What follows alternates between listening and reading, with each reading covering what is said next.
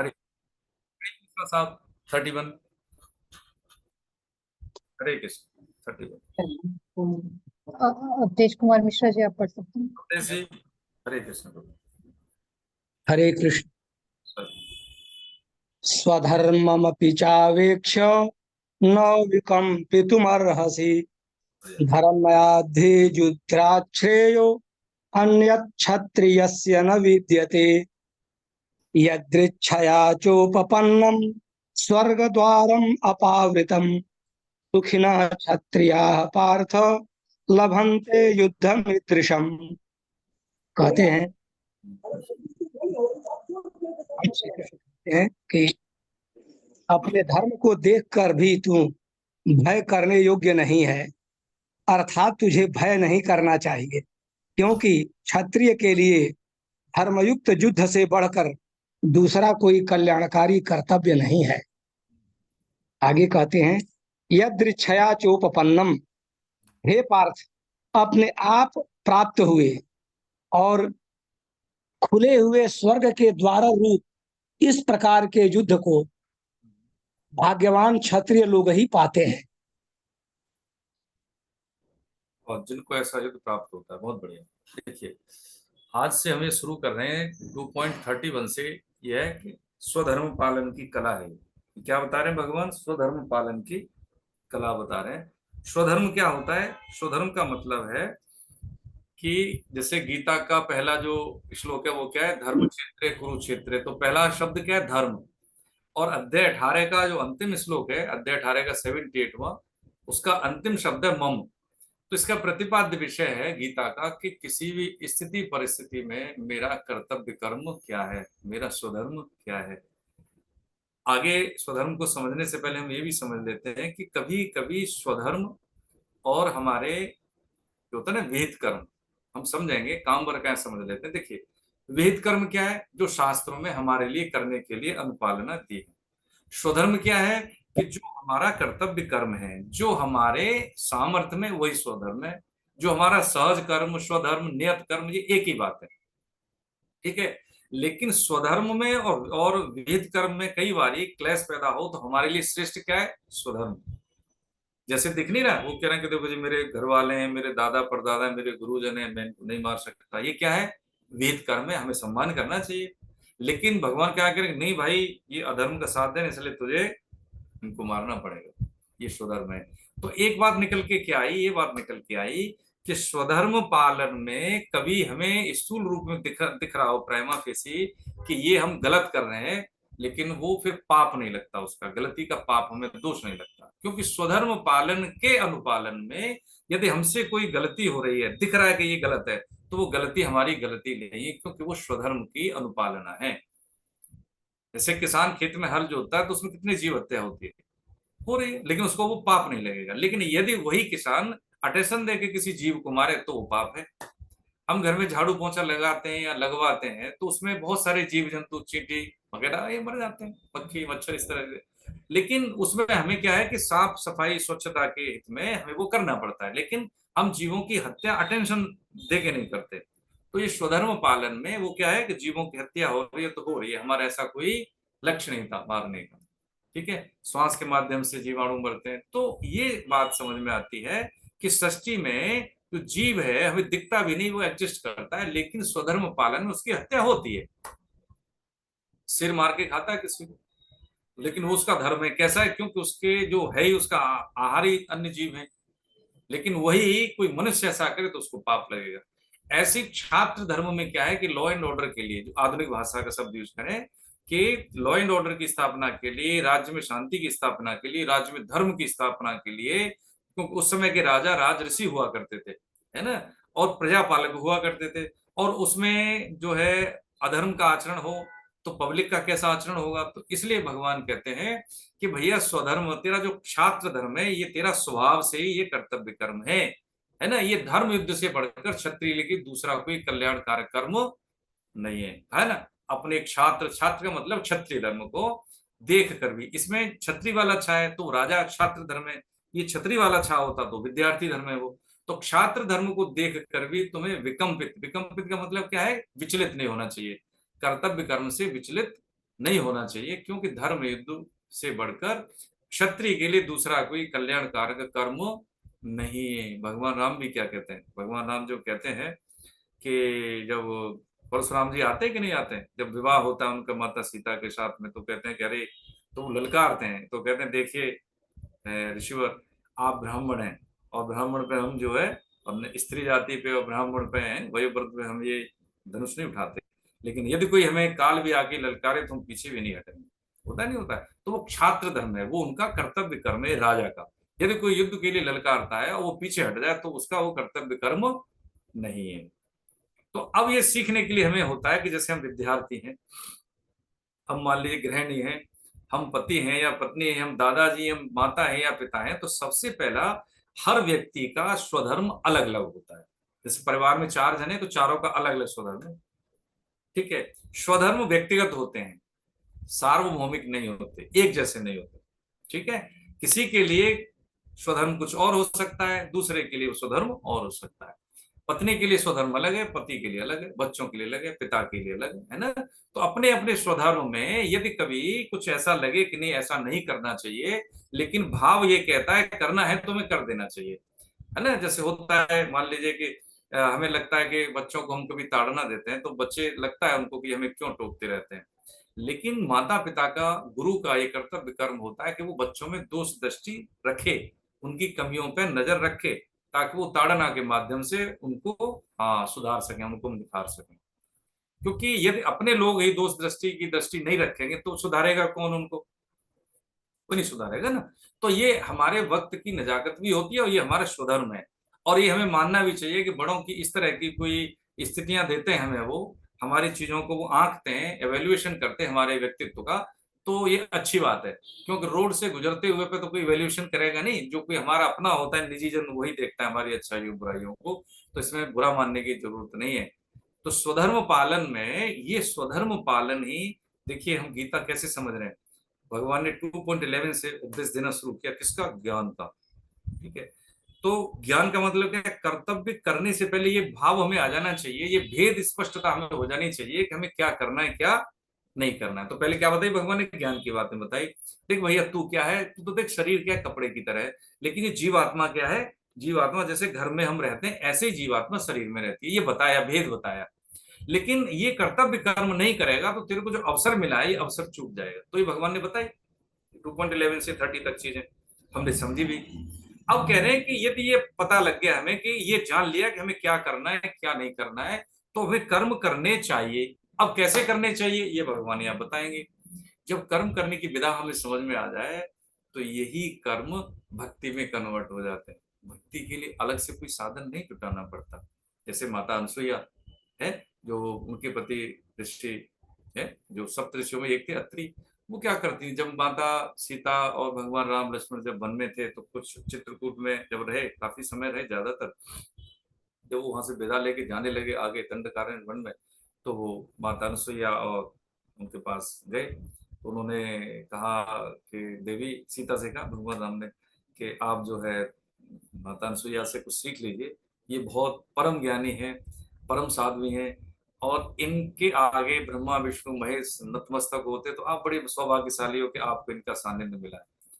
तो माता कहते हैं कि देखो राम, आप कौन हो मैं भी जानती हूँ, आप भी जानती हूँ, मेरे पास ऐसी कोई सिद्धि नहीं है। मेरा जो स्वधर्म है क्या है कि मैं एक स्त्री का धर्म क्या, पति चरणों की सेवा। देखिए हम समझे इस चीज को। तो मेरे लिए जो मेरा धर्म क्या कहता है उसके अनुसार ही मैं तो जीवन जिया है मैंने, और मेरे पास कोई सिद्धि नहीं, और सच्ची बात है कोई सिद्धि नहीं है। जब एक बार देखिए हुआ क्या कि जब तीनों आए ब्रह्मा विष्णु महेश, आपको पता भी होगा, आप में से कुछ जनों को, उसको तो ज्यादातर पता, ये लोकप्रिय कहानी है, शास्त्रीय कहानी है, कि उन्होंने कहा कि हमें भिक्षा चाहिए। महाराज अत्रि जी जो थे वो अपने आसन पे विराजमान थे, तो उन्होंने कहा ठीक है, हाँ बताइए कि हमें दूध पीना है। तो उन्होंने कहा कि ठीक है मिलाती हूँ। तो उन्होंने कहा नहीं नहीं, हमें तो आपका स्तनपान करना है, ऐसे कहा उन्होंने। संत वेश में आए थे तीनों, तो उन्होंने कहा कि मैं अपने पति से आज्ञा चाहती हूँ। तो उन्होंने कहा ठीक है, तो वहां गए। अब देखिए अत्रि मुनि तो उन्होंने कहा कि महाराज ऐसे ऐसे संत है, तो समझ गए। तो उन्होंने कहा ठीक है, इसमें क्या दिक्कत है, आगो तो कहते थी सत्कार करो। अब देखिए उन्होंने कुछ नहीं कहा क्या करना है क्या नहीं करना। माता अनसुईया ने ठीक है, आपका स्वागत है, आइए। अपने शक्ति से तपोबल से उनको बच्चा बना दिया और स्तनपान कराया उनको। ठीक है। अभी कहानी मालूम है कि वो तीनों की पत्नियां आई, वो बच्चे बने हैं, तो वो कैसे उसको उनको चुने कि ये मेरे पति एक जैसे तीनों। यदि वो किसी दूसरे का वर्ण कर लेती हैं कि मेरा पति है, तो सबका मतलब जो धर्म भ्रष्ट हो जाए। तो आखिरकार उन्होंने जो ब्रह्मा विष्णु जो महेश है ना, माता सरस्वती उमा और जो है ना, ये सब तीनों ने फिर क्या हुआ कि उनको चरण वंदना की और बताया कि हमारे पति का आप ही विशिष्टता बताएं कौन हमारे पति है, नहीं तो हम तो धर्म भ्रष्ट हो जाएगा हमारा। ये होती है स्वधर्म पालन की कला, है ना, ये होती है उसकी शक्ति। अलग से हमें कुछ करने की आवश्यकता नहीं है। और आपको देखो, सिद्ध जनों की बात कहें, हमारे समाज में आज भी बहुत सिद्ध जन है, लेकिन क्या है कि वो अपने आप को जताते नहीं। यदि जता दिया तो वो वास्तव में है नहीं ऐसे, इसलिए हम उनको आइडेंटिफाई नहीं कर पाते। क्योंकि जो सिद्धावस्था है और पागलपन में, उसमें कोई ज्यादा अंतर नहीं है। होता है ना कई बार कि हमें कोई बहुत ज्यादा परेशान करे और हम उसके लिए फिर भी पॉजिटिव एटीट्यूड रखें, तो उसको क्या कहते हैं, बेवकूफ है या इसको दुनिया का पता नहीं, दो ही बातें कहते हैं। तो वो क्या करते हैं कि ऐसे जो सिद्ध जन होते हैं, ऐसे जो कर्तव्य परायण वाले व्यक्तित्व होते हैं, वो अपनी तपस्या का फल भी जनहित में दे देते हैं। परिवार की तो बात छोड़े, ये समाज के लिए दे देते हैं, देश के लिए दे देते हैं। अब हम अपनी स्थिति परिस्थितियां देखें देश की, तो ये तो भगवान ही चला रहा है इसको। ठीक है, हमारे बस में नहीं है। किस तरह से हम लोग हैं कि जो हम हमारा ही पतन कर लेते हैं, हम हमारा ही नुकसान कर लेते हैं। और हम ये भी जानते हैं कि जो एक चीज आगे बढ़ने से पहले एक और निवेदन करें जो तथ्य परक है। तिब्बत में, ऐसे तो सामान्य सी बात है, लेकिन एक घटना का रूप लेके बता देते हैं जो सत्य है, कि एक इंडियन था, तिब्बत में रहता था और युवा लड़का था। तो लोग उसको चाहते थे, अच्छे स्वभाव का था। लेकिन एक दिन बोला, किसी ने बोला, एक दूसरे कंट्री के व्यक्ति ने, कि भाई देखिए, ये तुम इनके साथ रहते हो, मित्र है, लेकिन आप इसके साथ वो व्यवहार नहीं करते जो आप दूसरों के साथ करते हो। तो उस लड़के ने, तिब्बतियन ने बोला कि देखिए, ऐसा है कि ये हम इंडियन के साथ इतना गर्वीला व्यवहार इसलिए नहीं करते क्योंकि ये अपने के सगे नहीं होते, हमारे क्या हो। उसने साफ बोला कि ये लोग ने अपने देश के लिए अपने देशवासियों को साथ नहीं दिया। कि आप देखिए, इनका इतिहास पढ़ लेते हैं कि अंग्रेज कितने थे, इन्हीं के लोग, इन्हीं की सेना, और लेकिन यही लोग इन्हीं को मार रहे थे। यदि ऐसा ये नहीं करते तो अंग्रेज कितने दिन रहते। और बात बिल्कुल सत्य थी। शिवाजी के टाइम पे देखो, शिवाजी अकेले लड़ रहे थे। महाराणा प्रताप से कौन लड़ रहा था? मानसिंह। मानसिंह कौन था? राजपूत। और किसकी तरफ था? अकबर की तरफ। देखें, यानी ऐसी, अच्छा आज भी हम वही कर रहे हैं, कोई अलग नहीं कर रहे हैं। जैसे हम किसी को गीता के लिए बोलते हैं तो अरे सोचते पता नहीं कौन सा ये पंथ है, कौन सा ये चीज है, ये क्यों ऐसा कह रहे हैं। मतलब हम लोग ही अपनी जड़ों से कट गए, अब हम ही हमारे विरोधी हो गए, है ना। तो जो आज हमें चुनौतियां मिल रही हैं, देखो प्रभु जी, कौन सी चुनौतियां, कि हम बच्चों के लिए खप जाते हैं, बच्चे में घास नहीं डालते। क्या है? क्योंकि हमने जो हमारी परंपरा थी, मर्यादाएं थी, परिवार पोषण की, परिवार के संचालन की, वो हमने निभाई नहीं। ठीक है, आज हम वही कर रहे हैं जो यूरोपियन करते हैं। वहां पे क्या है, ओल्ड एज होम में जो हमारे यहाँ हो गए, पहले हमारे यहाँ कहाँ होते थे। लेकिन फिर भी हम देखें, ओल्ड एज होम में एक पर्टिकुलर जो समुदाय का तबका नहीं रहता, वो मुस्लिम। नहीं मिलेगा कोई ओल्ड एज होम में। हमारे हिंदू बहुत मिल जाएंगे, अदर मिल जाएंगे, लेकिन हिंदू बहुत मिल जाएंगे। क्योंकि हमने ऐसी चीजें की हैं कि जब हम होश में होते हैं, होश का मतलब है शरीर में दम होती है, हमारे पास इनकम का सोर्स ठीक ठाक होता है, और बच्चों के जीवन में हमारा हस्तक्षेप पूरा होता है, तो जो हमारे कर्तव्य कर्म होते हैं, जो स्वधर्म होता है, उसको हम ठीक से निभाते नहीं हम ही। फिर कहते हैं कि बच्चा मेरा ऐसा है, वो तो चला गया छोड़ के, वो तो मेरी सुनता नहीं है, कारण है। और हमें जो हम क्लास में जाते हैं तो बड़े बुजुर्ग होते हैं, वो यही कहते हैं।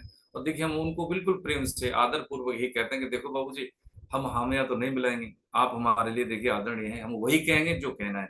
गलती देखो हमारी, भूल भूल हमारी का मतलब, मैं भी उनमें शामिल हूँ कि हम भूल कर गए कि हमें बच्चों को कैरियर और करेंसी के अलावा हमें ये भी देखना चाहिए कि हम एक इंसान तो बने।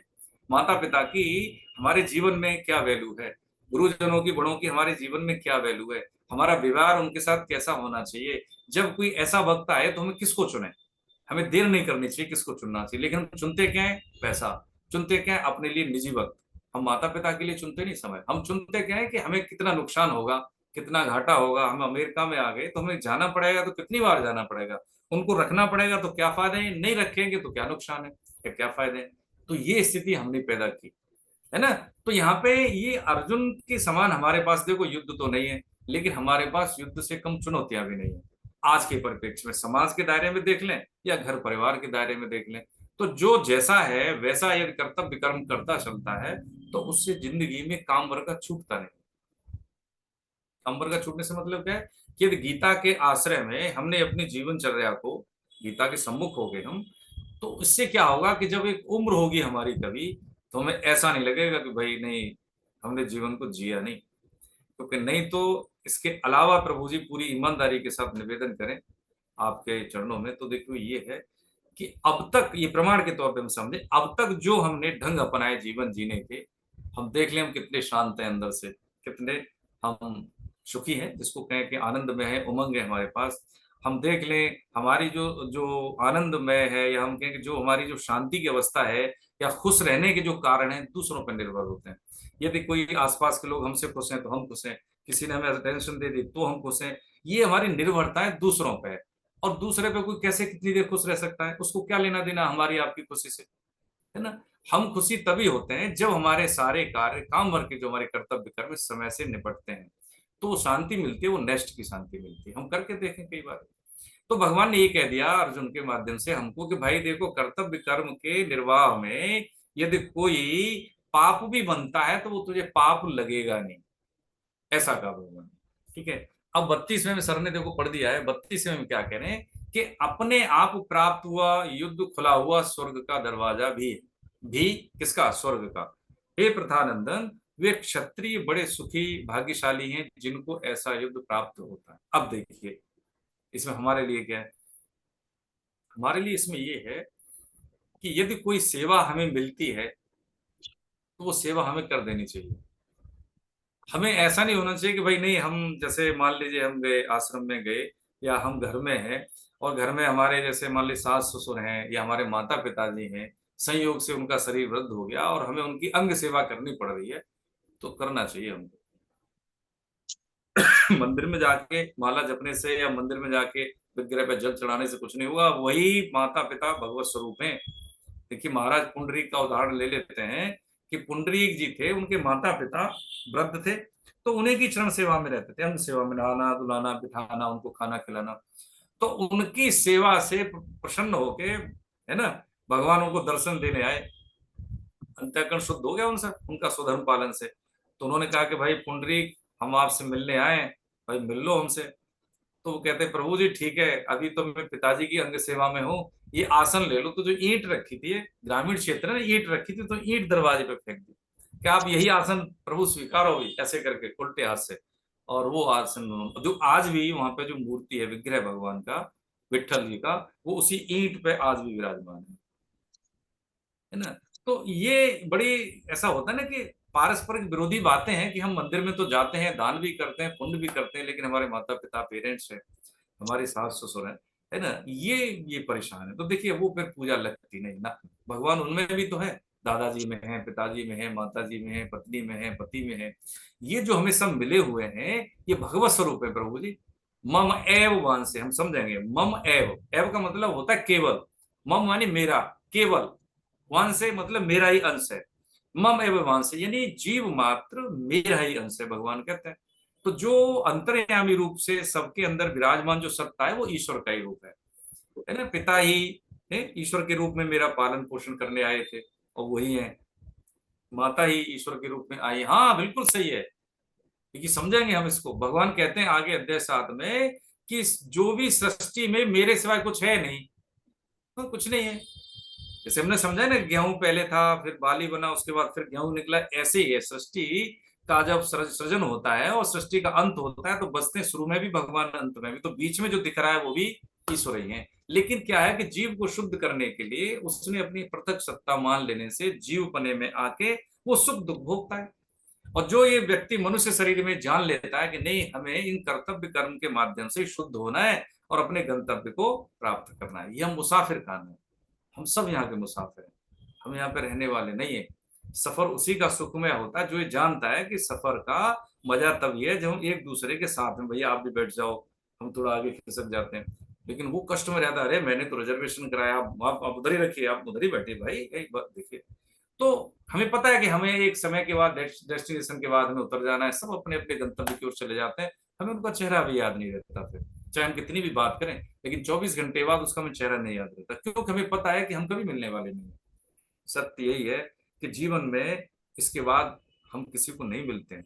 मिलते हैं तो जो हमारा प्रारब्ध सीरियल बन जाता है, सीरियल बन जाता है कैसे कि हम कर्तव्य कर्म नहीं करते हैं, सेवाएं दूसरों से ले लेते हैं, हम करते नहीं है, तो फिर हमें देने के लिए दोबारा से उनका ही बंधन हमें प्राप्त होता है। ये थ्योरी ऑफ कर्म है, समझेंगे हम अध्याय 6 के बाद। तो भगवान कह रहे हैं क्षत्रिय बड़े सुखी भाग्यशाली जिनको ऐसा युद्ध प्राप्त होता है। अब देखिए समझे, कई बार होता क्या है कि देखो जी, हम तो बड़े कष्ट में हैं, हमें बैकग्राउंड हमारी ठीक ही नहीं मिली, हमारे माता पिताजी के पास कुछ नहीं था, हमने बड़े कष्ट झेले। भाई साहब हम बड़े भाग्यशाली हैं कि भगवान ने हमें करने का मौका दिया। अडानी अंबानी के लड़के को क्या करना पड़ेगा, ज्यादा से ज्यादा मुझे कितना वजन कम कर लेना है, कितना बढ़ा लेना है, उसके पास करने के लिए है क्या? करने के लिए तो उसके पास है जो सुबह खाता है तो शाम का पता नहीं। पुरुषार्थ करने का मतलब जीवन में उसको परफॉर्म करने का मौका दिया भगवान ने, चल हाँ देख कर तू कितना कर सकता है, और ऐसे ही महापुरुष बनते हैं।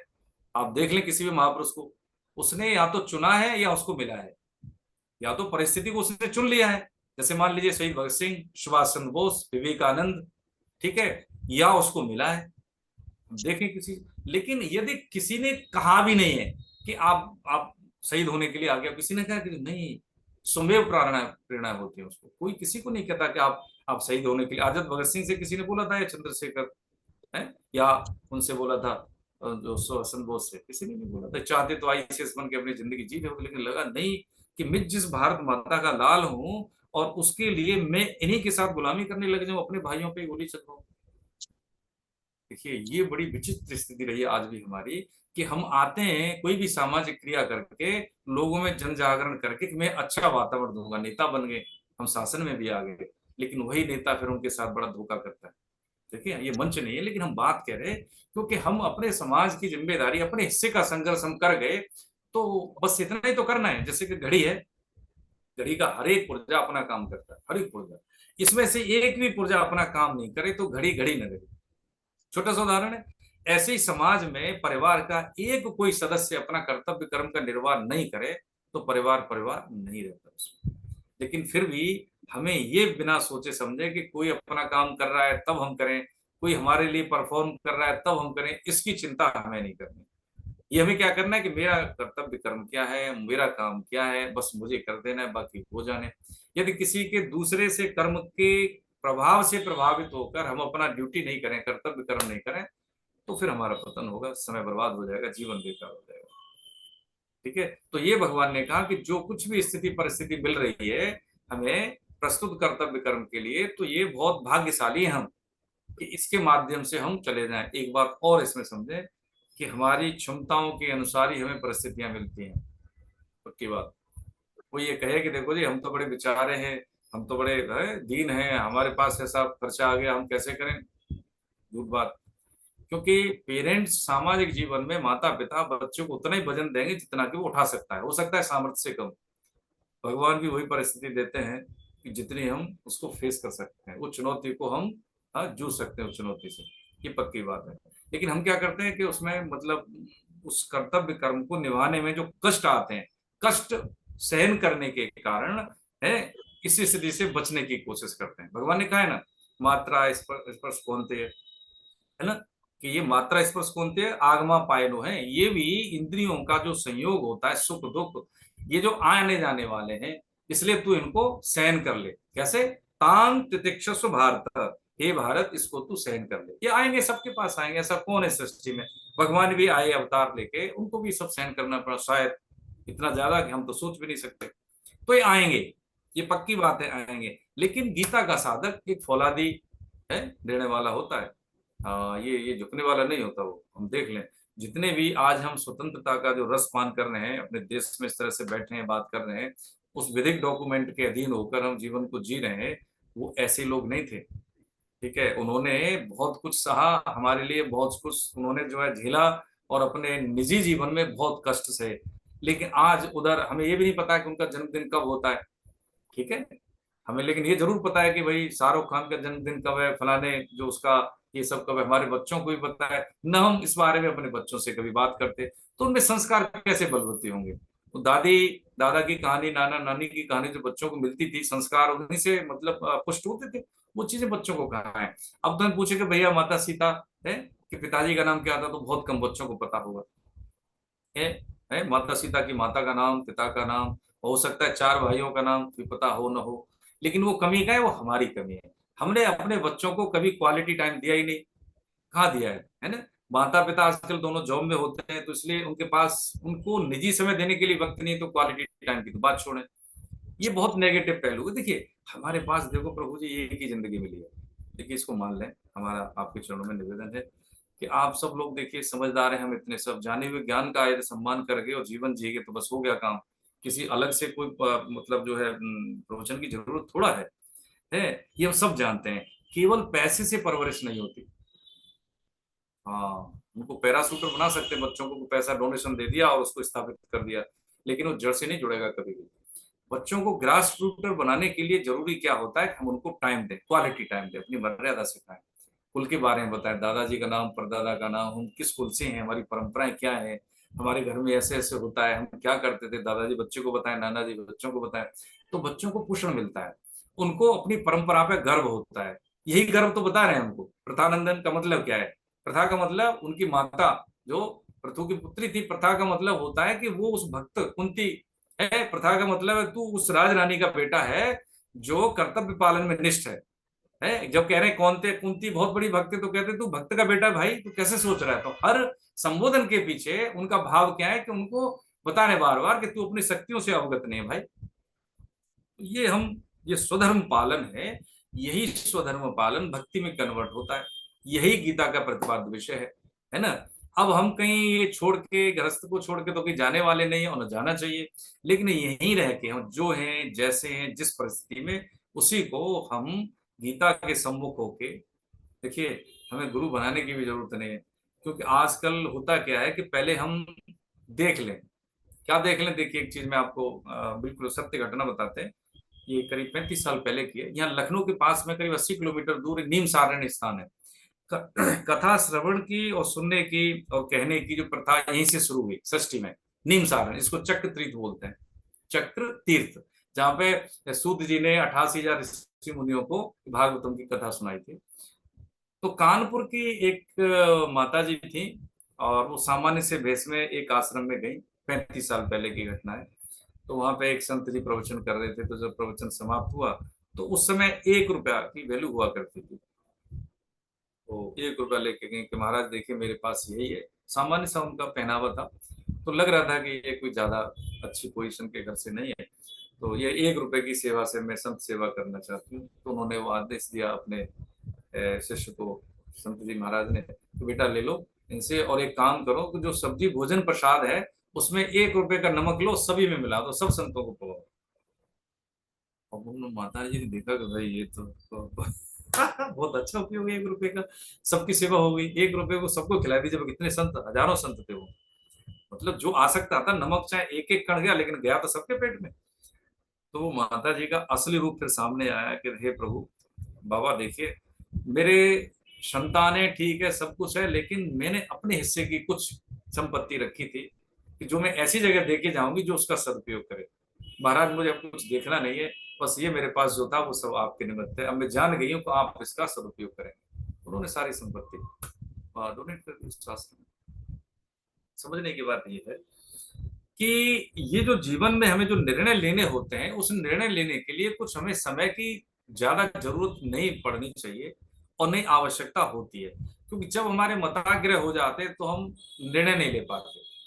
अलग से जीवन जीने के लिए समय कभी हमें मिलेगा नहीं। आध्यात्मिक जीवन जीना है तो चलो एक उम्र के बाद जिएंगे, भूल हो गई। उम्र कितनी हमारे पास, हमें कोई निश्चित समय है? अच्छा किस दिन शरीर पूरे नहीं होते? संडे को नहीं होता क्या है? मंडे को नहीं होता? अच्छा किस उम्र में शरीर पूरे नहीं होते? किसी भी उम्र में शरीर पूरा हो सकता है। हमें नहीं पता हमारे पास कितना समय है। इसको कहते हैं मृत्यु लोक। जाने हुए ज्ञान का अपमान करते हैं हम, इसको क्या कहते हैं? मृत्यु लोक। सब जानते हैं लेकिन हमें लगता है देखो फलाने गए हैं, वो गए, तिवारी जी गए हैं, वो भी गए हैं, जो भी हैं। किसी का मतलब टाइटल ऐसा नहीं बोलेंगे जो यहाँ पे, तो किसी को बुरा लगे, चलने निवेदन। लेकिन हमें अभी हमारे पास समय, हमें ऐसा लगता है ना?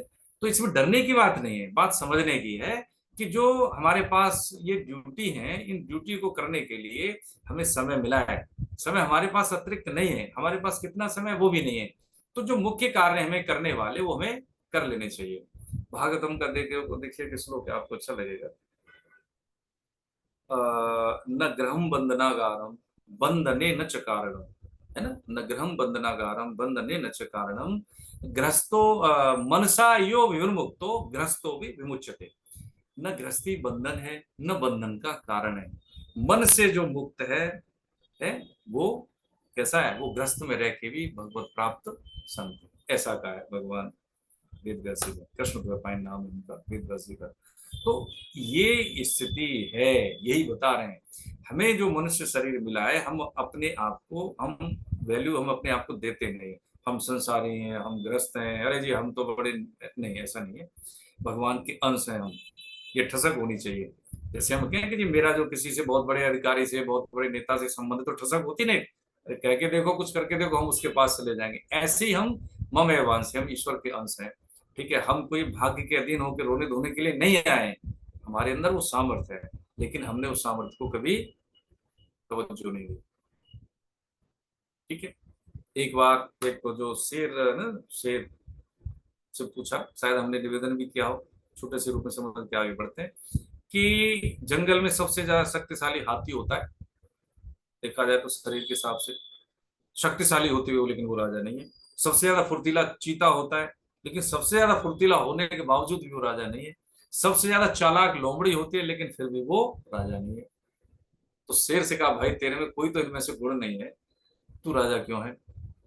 शेर ने देखो जो जवाब दिया, वो देखो हमारे लिए ठीक है। वो जानवर होते हुए कहता है, वो क्या कहता है, देखो ये मैं जानता हूं कि मैं राजा हूं, मैं इसलिए बस रहा हूं। कोई गुण है नहीं, मुझे नहीं पता, लेकिन मैं राजा हूं ये मैं सोचता हूँ। बस तदनुकूल भाषण, मतलब व्यवहार करता हूं मैं, तदनुकूल व्यवहार करता हूँ, इसलिए मैं राजा हूं। बस यही बात है कि ये हम मान लें। सत्य तो यही है, भगवान ने करीब मैक्सिमम काम तो कर दिया ना। कोई भी सृष्टि में हमसे नहीं कहता कि है तू मेरा है। संपत्ति हमसे कहती है क्या, या संसार हमसे कहता है क्या? हमसे कोई भी पद प्रतिष्ठा नहीं कहता कि मैं तेरा हूं, कोई नहीं कहता। वो हम कहते हैं कि मेरा घर, मेरा संसार, मेरा मित्र, मेरे बच्चे। एक समय के बाद कहेंगे जरूर, लेकिन वो कोई किसी का होता नहीं। लेकिन भगवान कहते हैं ममय वान से जीव लोग, जीव भूत सनातन, सब जीव सत्ता सनातन से, जीव भूत माने तीनों लोग, 14 भुवन की जीव सत्ता मेरा ही अंश है। मन षष्ठान इंद्रियाणी प्रकृति स्थानी कर सकती, यानी जो मन के अधीन होके, मन षष्ठान इंद्रियाणी, मन सहित इंद्रिया, 5 इंद्रिया मन से, षष्ठान इंद्रियाणी प्रकृति स्थानी, प्रकृति के कारण वो मेरे से विमुख हो गया है, लेकिन है वो मेरा ही अंश। जैसे बूंद है बूंद कैसे अलग हो गई, तो उसका कोई अस्तित्व नहीं, लेकिन वही बूंद जब सागर में मिल जाए तो वो फिर हमेशा के लिए अमर हो जाए, उसका अस्तित्व समाप्त तो नहीं होता। बस यही बात है प्रभु की, है ना। तो जो हम जीव पने के कारण इस मनुष्य शरीर में बैठे हैं, बार बार आते हैं, बार बार जाते हैं, हमें कष्ट बहुत मिलते हैं, लेकिन हमारी स्मृति इतनी छोटी है, ओछी है कि हम भूल जाते हैं। यदि हमें वो ही याद रहे माता के गर्भ काल का समय, तो जीवन की हम औकात समझ लें। हम देखिए एक बात और समझ लेते हैं कि यदि किसी व्यक्ति को स्वास्थ्य की वैल्यू समझनी, तो कौन समझेगा? जो हॉस्पिटल में एडमिट है, जो खड़ा नहीं हो सकता, कुछ खा भी नहीं सकता, चल फिर नहीं सकता, उसको स्वास्थ्य की कीमत पता है। हमें नहीं, हम तो अभी चटर पटर खा जाएंगे चाहे हो जाए बीमार। ठीक है, उस व्यक्ति को समय की कीमत है, जिसको डॉक्टर ने जवाब दे दिया भैया आप तो खिलाओ पिलाओ इसको, घर ले जाओ, उसको कीमत है। लेकिन हमें नहीं पता, उसके बावजूद भी हम उन कारणों की अवहेलना कर देते हैं जो कारण हमारे पतन का कारण बनते हैं। अभी हम कहते हैं, देखिए मैं आपको थोड़ा सा निवेदन करूं, है तो कड़ू की बात, लेकिन प्रभु जी हामिया नहीं मिलाएंगे। जो गलती अब होंगे, एक दूसरे के दीपक है, तो जरूर निवेदन करेंगे। संकल्प हमने लिया है, कोई जबरदस्ती नहीं की, किसी ने बताया कि भैया हम गीता पढ़ते हैं, सब मिलके बैठ के पढ़ते हैं। हफ्ते में हम 1.5 घंटे नहीं लगा पाते। 7:30 बजे होते हैं, लेकिन 7:30 बजे हम होते नहीं, बहुत बड़े बिजी हैं। हाँ बहुत बिजी, बहुत ज्यादा काम है, देखो जी। और वो तो मैडम भारती ने बोला था, कुलदीप साहब ने बोला था, तो उनके सम्मान कह नहीं पाए, लेकिन हम क्या करें, हमारे पास टाइम ही नहीं होता। और देखो इतना है कि देखो सुबह से शाम, शाम से सुबह फोन, फिर भी हम फोन भी नहीं उठा पाते, हम बच्चों तक से बात नहीं कर पाते। ठीक है, अब ईमानदारी की बात देखा जाए, जो ये बात बोलते हैं ना, सबसे ज्यादा समय बर्बाद वही करते हैं, सबसे ज्यादा। जो व्यक्ति हम उठा के देख लें, पुस्तक पढ़ते हैं हम सब लोग जानते हैं, जितने भी महापुरुष हुए हैं, उन्होंने ऐसे ऐसे काम किए हैं अपने दैनिक जीवन में, हम सोच नहीं सकते। हमें लगता है कि उनके पास इतना समय था हर व्यक्ति के पत्र का जवाब देना। अब सुनिए, देखिए प्रकरण बता रहे हैं, आगे बढ़ने से ऐसे पढ़ के आगे जाके तो कुछ होना नहीं है। जब तक हमारी मति नहीं सुधरेगी, हम अपना वेलफेयर नहीं कर पाने के लिए स्वीकार्यता में नहीं जाएंगे, तब तक देखो कोई फायदा नहीं है ना। अभी तक हमने बहुत सारी फैकल्टियों से हर चीजें पढ़ी, समझदारी इतना तो नहीं है कि हमने अवेयर नहीं हुए होंगे अच्छे बुरे से, इतना तो स्पष्ट हमारे अंदर विवेक है। जब मुगलों का उत्तरवर्ती जो काल रहा 1857 के बाद, जब बहादुर शाह जफर मर गए, उनको फांसी दे दी और पूरे हिंदुस्तान पे रूलिंग हो गई थी अंग्रेजों की, तो क्या हुआ कि हमारा भारतीय समाज अपने परंपराओं से कट गया था। सत्य घटना बता रहे हैं हम आपको। तो उसमें जो भाई जी महाराज, जिनका हम कोट भेजते हैं ना, विचार भेजते हैं दैनिक रूप से, उस मतलब भगवत प्राप्त संत हैं, तो उनको भगवान ने संदेश दिया। राधा रानी ने बोला कि देखो, अब तुम सो नहीं, खाना खा के वो वाम कुक्षी मतलब बाई करवट सोना होता है, ये अच्छे स्वास्थ्य की निशानी है। जैसे अगर कोई खाना खा लेता सोता है तो हमें बाई करवट से सोना चाहिए, इससे भोजन पचता है। तो जैसे ही वो लेटने जा रहे थे, उन्होंने कहा अरे भैया सुनो, हाँ भाई जी आपको सोने की जरूरत नहीं है, अब आप जो है मानस की जो छोटी छोटी प्रतियां बहुत सस्ते में अपने समाज में वितरित करो, ताकि लोगों में ये भावना जागृत हो, समाज में मर्यादा धर्म की पुनर्स्थापित हो। बाकी तो स्थिति बड़ी छिन्न भिन्न हो गई है। तो उन्होंने संकेत दिया थोड़ा सा, ये बड़ी थोड़ा सा छोटे में समझ रहे हैं कि वो उसमें 8 आना समझते 50 पैसे में, जो पूरी मानस जो है गुटका 50 पैसे में जाना चाहिए। तो फिर उन्होंने सोचा ठीक है सोना भगवान दे रहे, तो फिर सोने लगे। तो लेकिन फिर उन्होंने उनको जगा दी कि नहीं नहीं, ये सोने का वक्त नहीं है।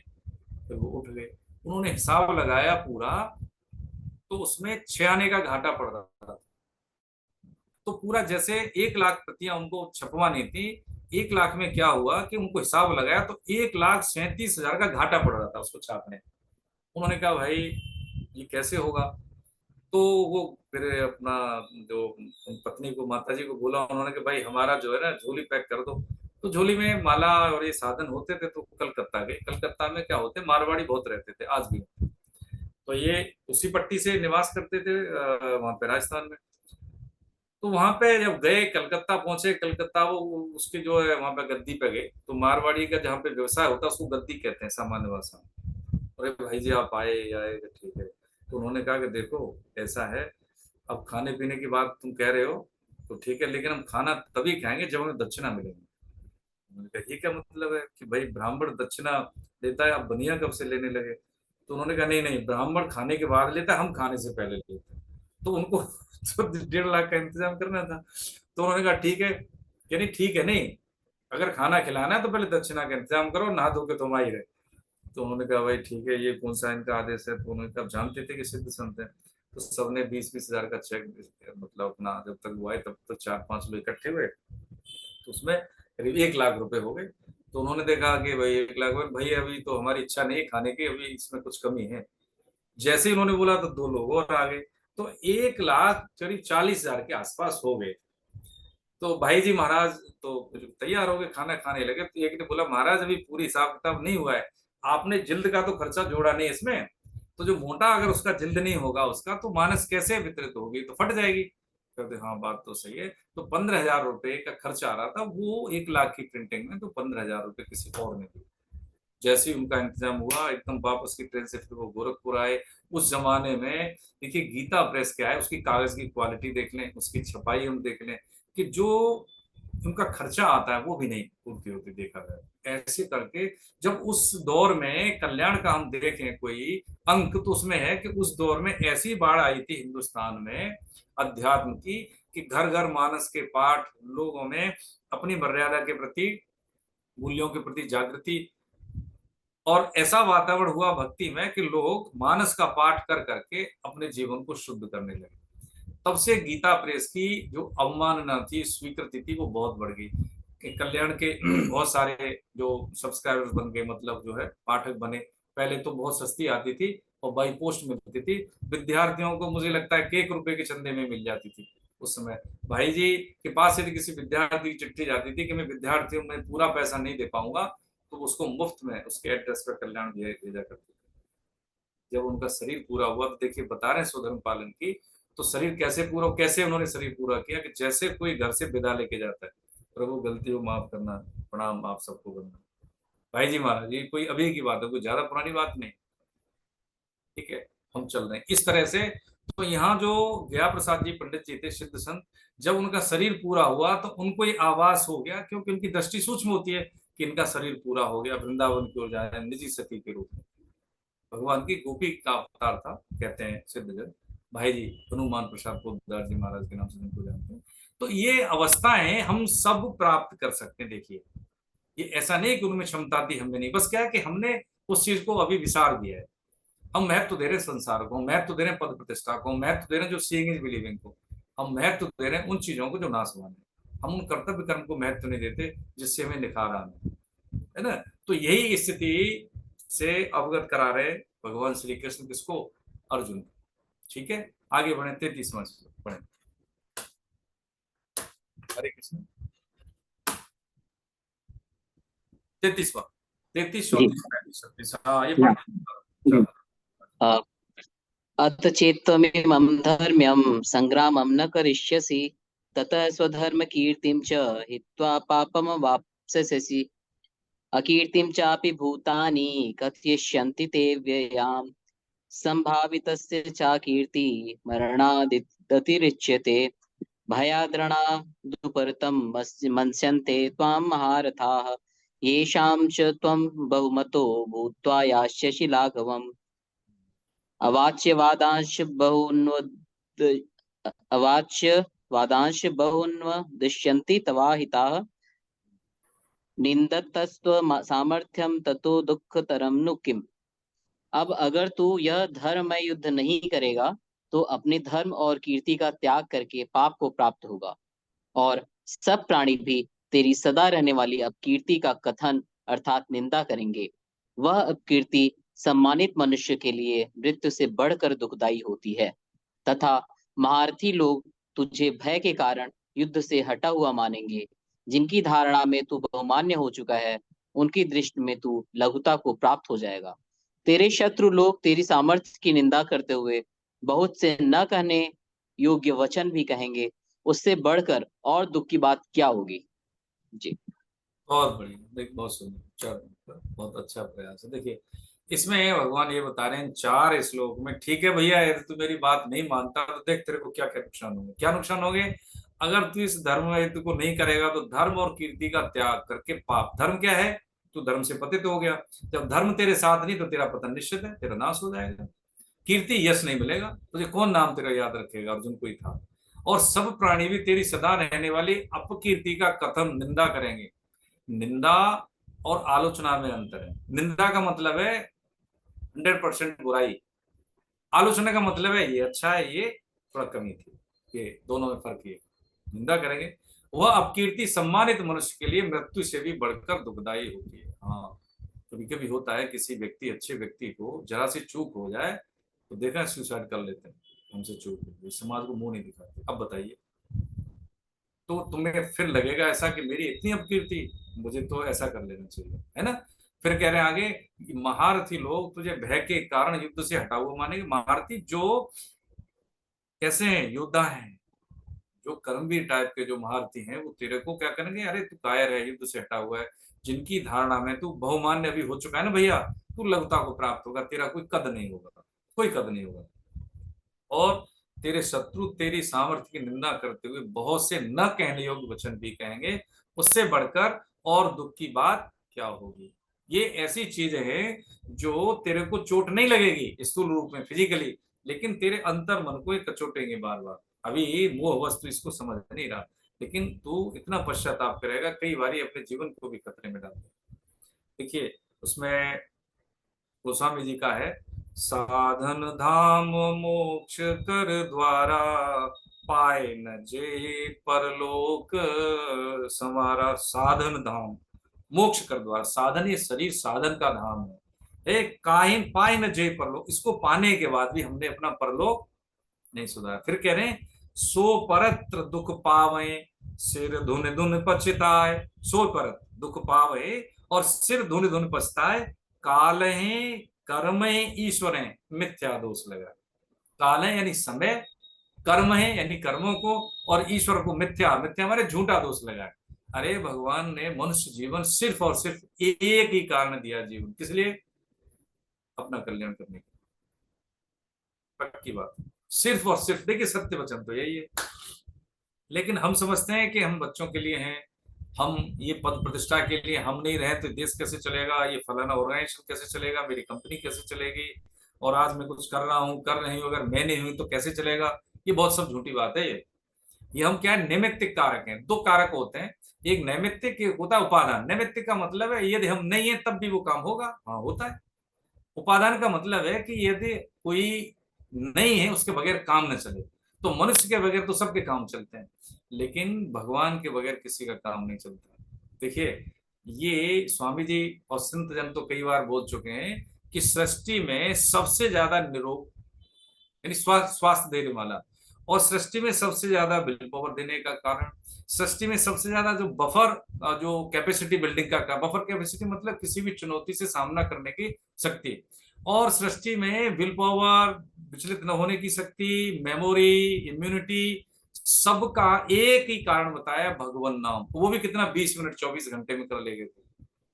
अच्छा, हम क्यों माने? क्योंकि हम तो जो है ना पश्चिमी यूरोप वाले जो लोग बोलते हैं तभी मानते हैं, हम अपने ग्रंथों को कहाँ मानते। ये सब सांपों का देश है भारत वाले लोग, यूरोप वाले बहुत ठीक लोग हैं, उनकी बात मानते। तो पढ़ लीजिए गूगल पे, है ना, पेंसिल्वेनिया यूनिवर्सिटी है, फिलाडेल्फिया यूनिवर्सिटी है, अभी उनकी जो रिपोर्ट आई उसको देख लें कि भगवान नाम का जो जापक है, बच्चा अगर मान लीजिए 20 मिनट भी भगवान नाम ले लेता है, जितने भी समय जब भी ले लेता है, उसकी मेमोरी ठीक रहेगी, उसका चरित्र ठीक रहेगा, इम्यूनिटी ठीक रहेगी, और चुनौतियों का सामना कर लेगा। वो सुसाइड जैसी स्थिति में नहीं जाएगा। अगर मिलेगा तो ठीक है, नहीं मिलेगा तो कुछ भी बन सकते हैं, बेस्ट बनेंगे। और क्या चाहिए बताइए, क्या चाहिए हमें बच्चों से?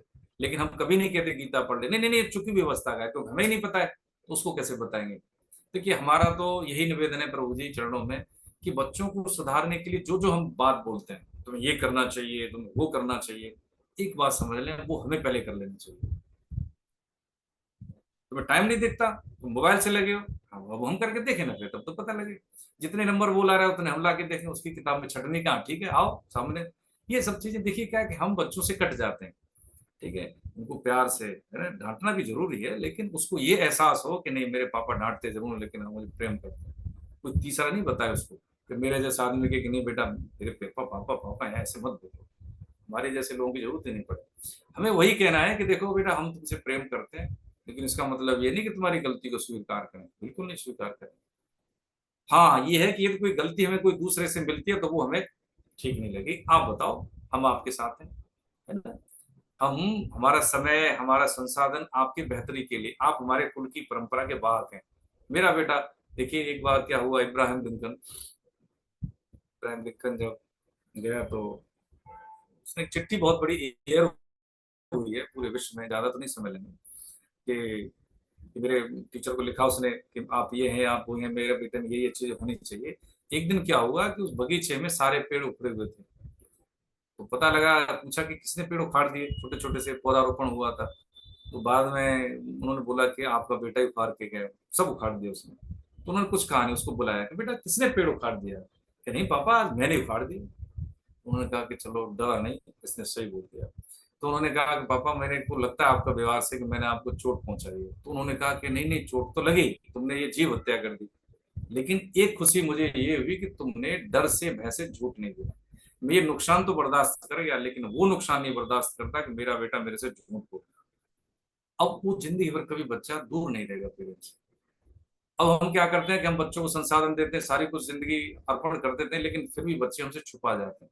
तो उनकी गलती नहीं है, वो हमारी परिवर्ष में कुछ चूक रह गई, उसकी गलती होती है। अभी बड़ी बड़ी बातें लगती है, लेकिन बहुत छोटी चीजें ये। हम क्या करते हैं कि हम प्रेम को बहुत कठिन बना लेते हैं कि प्रेम के लिए हमें कुछ देना पड़ेगा, समय देना पड़ेगा, कुछ नहीं। सुबह उठे, मम्मी को प्रणाम, पापा जी को प्रणाम, है ना, ठीक है। अरे हम वो मिस करते हैं। एक ट्रेन में बैठे थे, देखो प्रभु जी, एक पत्रकार, नाम भूल गया मैं, वो जर्नलिस्ट हैं जो इलेक्ट्रॉनिक मीडिया से बहुत अच्छे। तो वो माता जी में सामने की सीट पे था, तो दिल्ली से मैं इधर आ रहा था लखनऊ के लिए। तो वो लड़का बोला कि मोम तुम जा रही हो, हम मिस करेंगे, लव यू मोम। तो मैं थोड़ा सा बोल देता, मैंने कहा देखो ए मारी माई, तुमको ये बीमार नहीं होने देगा लड़का कभी। हाँ पक्की बात है, बसने लगी। भाई क्यों? अरे मैं देखो, आपको दवाई की जरूरत नहीं पड़ेगी।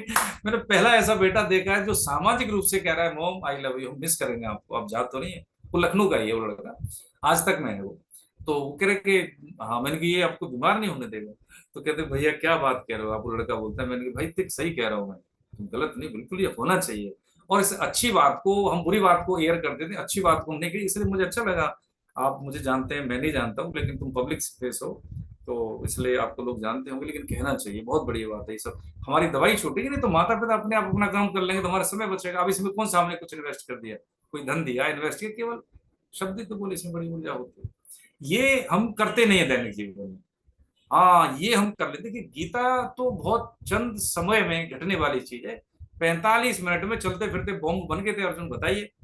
और हम कितने दिन हो गए ये भी नहीं समझ सके कि हमें टाइम का 7:30 बजे ज्वाइन करना है, हम देख लें फिर हम, है ना, हम उपलब्ध हैं कि उपस्थित हैं, ये कोई अता पता नहीं, बस आ हैं बस आ। तो देखो उसी अनुपात में फिर हमें लाभ मिलता है, लाभ तो मिलता है। हाँ, ऐसी बात नहीं लाभ नहीं मिलता है। पानी जाएगा जितना, उतनी प्यास बुझेगी कि नहीं बुझेगी, जितनी रोटी खाएंगे भूख भी जाएगी।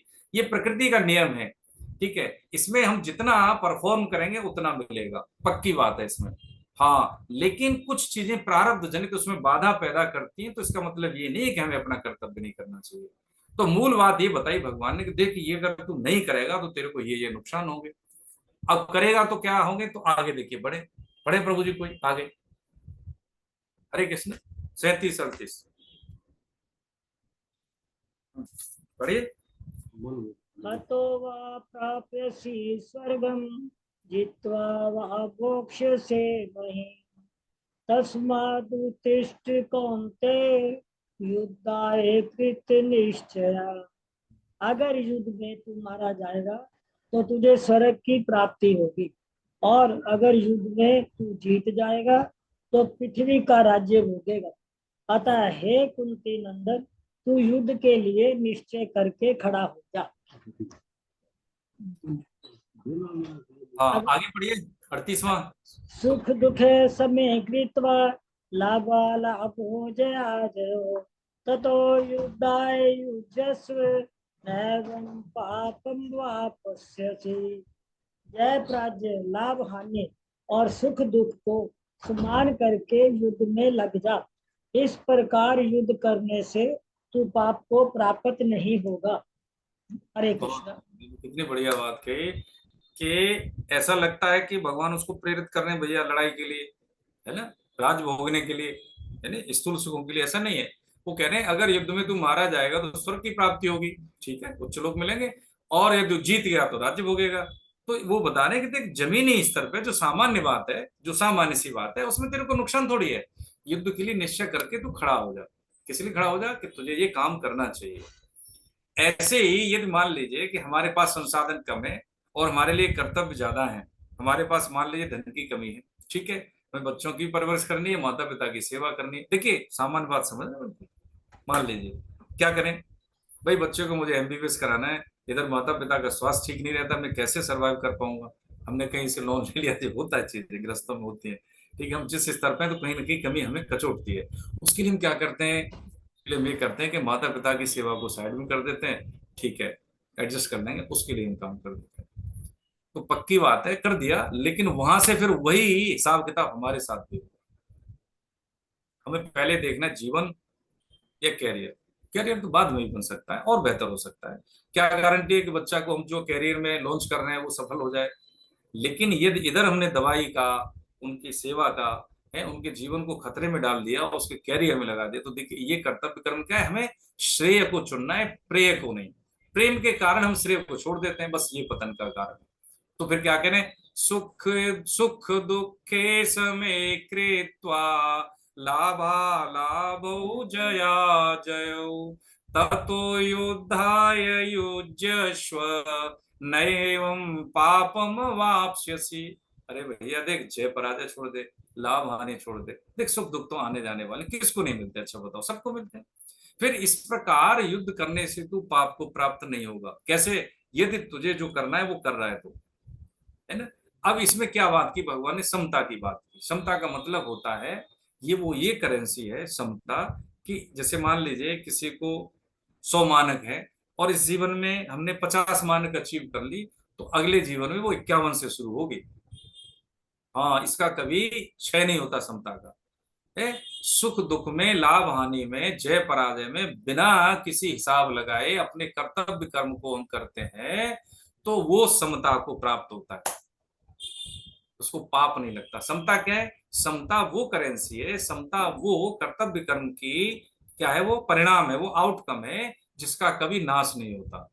शरीर छूटने के बाद, हाँ शरीर छूटने के बाद, हाँ इसका कभी क्षय नहीं होता। ये वो कमाई है कि वो यहाँ पे भी काम आती है और वो वहां पे भी काम आती है। इसी को कहते हैं समता। ये बहुत लोकप्रिय श्लोक है। ये आप जानते हैं, श्री ई धरन साहब को जानते हैं, मेट्रो मैन जानते हैं, अब तो उनकी अवस्था भी काफी है। उनको मतलब 25 ट्रांसफर हुए सर्विस के दौरान, बता रहे थे। और अब देख लें यूट्यूब पे भी उनका होगा, वो तो बहुत उच्च हस्ती है। तो उन्होंने कहा कि देखो, मेरा जब पूछा जर्नलिस्ट तो उसने कहा कि देखिए सबसे ज्यादा यही श्लोक बोला उन्होंने कि मेरा गीता के जो 4-5 श्लोक है वो मूल आधार है मेरे। आज भी मैं ब्रह्म मुहूर्त में 4 बजे जग के गीता का पाठ करता हूँ रेगुलर। रेगुलर का मतलब रेगुलर, और ये शक्ति मुझे यहीं से मिलती है।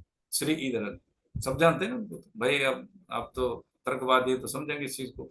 तो ये स्थितियां कैसी हैं कि देखिए संसार में हमें लोहे, चुंबक क्या करती है, लोहे को खींचती है। हमारी जैसी वृत्ति है वैसा ही यूनिवर्स हमें चीजों को हमें प्रोवाइड कराता है ना। जो ब्रह्मांडी यानी कॉस्मिक रेस के माध्यम से वैसे ही व्यक्तित्व से हमें मिलना होता है, वैसे ही हमें स्फुरणाएं आती हैं, वैसे ही हम काम करने लगते हैं, है ना।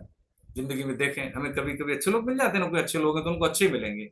तो वो जैसे हमारी वृत्ति है ब्रह्मांड में, सृष्टि में, उन्हीं के प्रति हमारा आकर्षण होता है। और कायनात जिसको कहते हैं भगवत कृपा, भागवतिक विधान हमें उन्हीं लोगों से मिलाता है। इसलिए वो उच्च स्थिति को प्राप्त होते हैं, उनका संग अच्छा होता है। हाँ, अब जैसे कोई जुआरी है और छापा पड़ गया तो जुआ नहीं खेल रहा है, खड़ा है संग में, वो भी पकड़ा जाएगा। इसलिए संघ का बहुत बड़ा फर्क होता है। हाँ, संघ का बहुत बड़ा फर्क होता है कि यदि हम देख लें कि आज हम इस स्थिति में हैं, आज से 5 साल बाद हम कहाँ हो, तो ये 2 बातों पर निर्भर होता है कि हम कैसी पुस्तकें पढ़ते हैं और कैसे लोगों को संग में रहते हैं। ठीक है, हाँ ये हम देख लें। तो उन्होंने ये बात बताई कि भाई देख, जय पराजय, लाभ हानि, सुख दुख को समान करके फिर युद्ध में लग जाए। इस प्रकार युद्ध करने से दुख पाप को प्राप्त नहीं होगा। अच्छा, इसमें बाधा क्या होती है? बाधा पैदा होती है हमारे लिए, क्या चीज बाधा होती है? हमारी सुख भोग, हमारी अनुकूलता न चली जाए, जो हमारा जो कंफर्ट जोन है वो इफेक्ट न हो जाए, बस ये है। इंद्रिय भोगों में कमी न रह जाए, बस ये दिक्कत है। तो ये जो गीता का साधक है, भगवान ने पहले ही बता दिया ना कि न इंद्रिया है, मन है, बुद्धि है, ये जड़ है, ये तू नहीं है, ये तेरे को मिले हुए हैं, इनका सदुपयोग के लिए मिले हुए हैं। तो बुद्धि हमारी जब एक निश्चय वाली हो जाएगी, अब आगे बताएंगे कि कैसे करना है इसमें 41 में, श्लोक संख्या 41 में, है ना। अल पतंग मृग मीन गज जरत एक ही आंच। अल माने भौरा, ठीक है। पतंग, जो पतंग होते हैं लाइट में मर जाते हैं, है ना। मीन मछली, गज माने हाथी। अल पतंग मृग मीन गज जरत एक ही आंच, यानी ये एक इंद्रिय के स्वामी है। और एक इंद्रिय की लालच में, एक इंद्रिय की लालच में ये अपनी पूरी जीवन लीला समाप्त कर देते हैं। भौरा फूल की वजह से, है ना। और पतंग लाइट, प्रकाश। मृग है गंध, ठीक। मीन, मीन और गज यानी स्पर्श, यानी सबकी अपनी अपनी एक इंद्रिय की मुख्यता प्रधानता के कारण अपने अपने जीवन को स्वाहा कर देते हैं। तो कह रहे हैं जरत एक ही आंच, एक इंद्रिय की वजह से। लेकिन तुलसी वो कैसे जिए जिन्हें जरावे 5। हम तो 5 इंद्रियों के हैं, ठीक है। शब्द रूप रस गंध स्पर्श ये, हाँ तो हमारी स्थिति क्या होगी? तुलसी वो कैसे जिए जिन्हें जरावे 5, जिनको 5 परेशान करते हैं वो कैसे जिए। तो ये जो 5 का जो है ना, ये शब्द रूप रस गंध स्पर्श, जो 5 तरह से हम भोग भोगते हैं, इसमें 3 और जोड़ लेते हैं, नाम, बड़ाई और आराम। तो 8 तरह से हम जीवन में भोग भोगते हैं। इन्हें ये देख लें, जितने भी सृष्टि में भोग हैं, इन 8 प्रकार से हम उनका पान करते हैं। तो यही बाधा पैदा करते हैं कि हमें हमारा अनुकूलता है, हमारा जो कंफर्ट जोन प्रभावित होगा यदि हम अपने कर्तव्य कर्म को करते हैं। जैसे अर्जुन कह रहे हैं, ठीक है, कि मेरे हैं चले जाएंगे, दूसरे हो तो अभी चीर फाड़ देता, वो सोचता है इतना, कभी नहीं सोचता। तो बस इतनी सी बात है, आगे बढ़ते हैं। ठीक है, हम अब टाइम से ही खत्म करने की कोशिश करेंगे क्योंकि कई जन जो है लेफ्ट कर जाते हैं, तो ज्यादा समय लगे नहीं। हाँ, इसको हम देख लेते हैं 39 और 40। कोई पढ़े प्रभु जी? नेक्स्ट में से आपका ही है सर। आप ही नहीं। हाँ देखिए, मैं पढ़ देता हूँ। येषां ते विहिता सांख्ये बुद्धिर्योगे त्विमां शृणु। बुद्धया युक्तो यया पार्थ कर्मबन्धं प्रहास्यसि। नेह विक्रमनाशोऽस्ति प्रत्यवायो न विद्यते। स्वल्पमपश्य धर्मस्य त्रायते महतो भया। कहते हैं हे पार्थ, यह समबुद्धि, समबुद्धि कौन सी? जो हमने अभी समझी कि सुख दुख लाभ हानि जय पराजय में जो एक समान रहता है उसको कहते हैं समबुद्धि। तेरे लिए पहले सांख्य योग में कही हमने, अभी 2.11 से 30 तक, और अब तू इसको कर्म योग के विषय में जान। अब ये ना स्वधर्म पालन की कला, कर्मयोग की बात बता रहे भगवान। जिस समबुद्धि से युक्त हुआ तो कर्म बंधन का त्याग कर देगा। अब देखो इसको कैसे समझें। यदि हम किसी से कहते हैं कि हमें अपने पत्नी से प्यार है या पति से प्यार है या बच्चों से प्यार है, तो इसका मतलब है कि यदि वो हमारे जीवन में रहेंगे नहीं तो हमें उनकी मतलब कमी नहीं खटके। प्यार का मतलब है अगर वो नहीं रहे तो उनकी कमी हमें भासे नहीं। अभी उल्टी बात लग रही है। अब इसको कैसे समझे? देखिए, भगवान श्री कृष्ण जब ब्रज छोड़ के चले गए, कहाँ? मथुरा में। मथुरा कितनी दूर है ब्रज से? कभी नहीं गई, कभी नहीं गई गोपियां। वो चले गए कहाँ? द्वारकापुरी चले गए, लेकिन ब्रज नहीं छोड़ा उन्होंने। जबकि ब्रज और मथुरा में कितना अंतर है, पास में ही तो है भाई, एक सर्कल में ही तो है। ये पक्की बात है कि जिससे हम प्यार करते हैं, प्रेम का मतलब है कि प्रेमास्पद को कैसे सुख पहुंचाएं। और जिससे हम प्रेम कर लेते हैं तो उसका जब वियोग होता है तो हमें ऐसा लगता है कि हमने अपनी जिंदगी उसके लिए जी ली। वो आसक्ति होती है, प्रेम नहीं होता कि उसका अब हमारे जीवन में उपयोग बहुत अच्छा था लेकिन अब उपयोग नहीं रहेगा तो हमें उसकी कमी खलेगी। ठीक है, भोग के लिए हमारी आसक्ति होती है, प्रेम के लिए नहीं। प्रेम का मतलब होता है कि प्रेमास्पद को हम किस तरह से सुख पहुंचाएं। मैं वही करूंगा। जैसे थे ना भगवान राम और भरत जी जब गए वहां पे चित्रकूट में, तो वो बार बार कह रहे भैया आओ भैया आओ। तो उन्होंने एक ही बात कही। किसने कही? महाराज विदेराज जनक ने कही। देखिए बहुत बढ़िया वो राजऋषि हैं। तो उन्होंने कहा देखो भरत, आप तो धर्म की प्रतिमूर्ति हैं। आप तो भरत, यदि धर्म की बात होगी तो तुम्हारा नाम पहले होगा। ये भगवान ने भी अनुमोदना की इसकी। लेकिन ये कहा कि देखो बेटा, कि हमें वही काम करना चाहिए। आपके प्रिय हैं भ्राता, तो आप वही काम करो जिससे उनको सुख पहुंचे। पहले तो लगा कि जब मेरी तारीफ कर रहे हैं तो भैया मेरी बात मान लेंगे और ये आदेश देंगे राम को, विदेराज जी ऐसा। लेकिन जब उन्होंने ट्विस्ट किया कि देखो बेटा, आप वही काम करो जिससे तुम्हारे भाई को प्रसन्नता हो। उनको प्रसन्नता होगी कि अपने पिताजी का वचन निभाएं, और वो जब 14 वर्ष के बाद आए तब तक तुम शासन करो। तो वो रोते हुए बोलते हैं भरत जी भरत जी बोलते हैं कि भैया आप बहुत जालिम हो, आप बहुत जालिम हो, आप माने नहीं जालिम। आपने मेरी एक भी नहीं सुनी। लेकिन मैं अब समझ गया हूं, जो महाराज पिता समान है हमारे जनक जी, उन्होंने मेरी दृष्टि, अंतर्दृष्टि खोल दी। मैं तो अपने धर्म के पालन के लिए ही मैं सोच रहा हूं कि मैं क्या कर रहा हूं। आप मेरे प्रिय हैं, आप मेरे आराध्य हैं, तो मुझे वही कार्य करना चाहिए जो मुझे करना है। मुझे अपने धर्म की चिंता भी छोड़ देनी चाहिए। तो इसीलिए तो कहते हैं, भगवान कहेंगे अंत में सारा धर्म कर्म ज्ञान ध्यान सब बता देंगे। फिर लास्ट में कहेंगे, देखो बड़ी कृपा है उसमें 18.66 में, सर्वधर्मान परित्यज्य मामेकम शरणम व्रज। सर्वधर्मान पर, अभी तो धर्म की बात करें, फिर कह रहे तो छोड़ो। सभी धर्मों की बात त्यागने की नहीं कहे, सभी धर्मों का आश्रय छोड़, मामेकम तू मेरी शरण हो जा, है ऐसे कहा भगवान ने। चल छोड़, सब छोड़ दे। तो ऐसे ही जब हम ये कह रहे हैं ना समबुद्धि तेरे लिए सांख्य योग में कही गई, कर्म योग के विषय में कैसे सुन। तो कर्म योग में क्या है कि हम कर्म कब करते हैं? परिवार में रह के करते हैं, समाज में रह के करते हैं, किसी पद प्रतिष्ठा में रह के करते हैं। तो हम क्या करें कि जैसे हम नौकरी में हैं, तो नौकरी क्या है? लोक सेवा के मान लीजिए हम। तो लोक सेवा में हमारा स्वहित नहीं हो, लोक हित हो। अगर स्वहित हो गया तो फिर दिक्कत हो गई। परिवार में मेरे से सेवा हो जाए, पत्नी हो पति हो जो भी हम हैं, लेकिन हमसे हो जाए, ठीक है, उसके लिए हमें ताड़ना भी देनी पड़े तो वो मेरा स्वधर्म है। उसके लिए ये नहीं है कि वो मैं इसलिए ताड़ना दे रहा हूँ या इसलिए उनको कि मेरे लिए कुछ सेवा में कमी, नहीं नहीं नहीं, उनके हित में रहेगी वो ताड़ना। ठीक है। देखिए जो व्यक्ति पहले ट्रेनिंग में जितना पसीना बहा लेता है, लड़ाई में उसको खून नहीं बहाना पड़ता। ये थंबिंग रूल है आर्मी का, इसलिए जब बच्चे जब आर्मी में जाते हैं तो 2 साल खूब एकदम रगड़ के मेहनत करवाते हैं। हमारी इंडियन आर्मी जो है, हिंदुस्तान की बात छोड़ें, विश्व में सबसे टॉप मोस्ट है। भारत चाइना जब युद्ध हो रहा तो चीन जीत तो गया था 1962 में, लेकिन उसको ये था कि यार इनके पास जूते नहीं है ढंग से, लेकिन फिर भी इतने इतने मतलब हरा तो दिया। लेकिन क्या गजब लड़े हैं। आप देखें 72 वाले में है, भारत पाक युद्ध में कितने लोग थे, हम 120 थे, लेकिन पूरी पलटन थी। ये जज्बा है हमारा। हमारे पास संसाधन नहीं होते लेकिन जज्बा होता है, उस जज्बा के आधार पर हम जीत जाते हैं। क्योंकि जज्बा का कोई आकार नहीं होता, निराकार होता, और निराकार कितने आकार का धारण कर ले कोई पता नहीं होता। ठीक है, तो वो कह रहे हैं कि भाई ये जो कर्म योग है ना, ये हमें बीच में रह के करना है, परिवार में रह के करना है, तो प्रेम करना है। प्रेम का मतलब देना होता है, लेना नहीं होता। हाँ, प्रेम की परिभाषा बस यही है। प्रेम हम दूसरे से जब कर दें तो उसमें हमारी, हाँ, उसमें शुद्ध नहीं रहती। उसमें प्रेम वही जिसमें प्रेम इस पद को कष्ट न हो, उसके लिए हम समर्पित हो जाएं। जैसे गोपियों का एक बार जब उदाहरण दिया रुक्मिणी जी ने सत्यभामा ने कृष्ण को, महाराज देखो वो गोपियां थी बचपन की, ठीक है, वो गांव की ग्वालिन, उनको क्या पता है, और हम देखो राजकुमारी, और भाई देखो हम हमारी तुलना आप उनसे करते हो बार बार।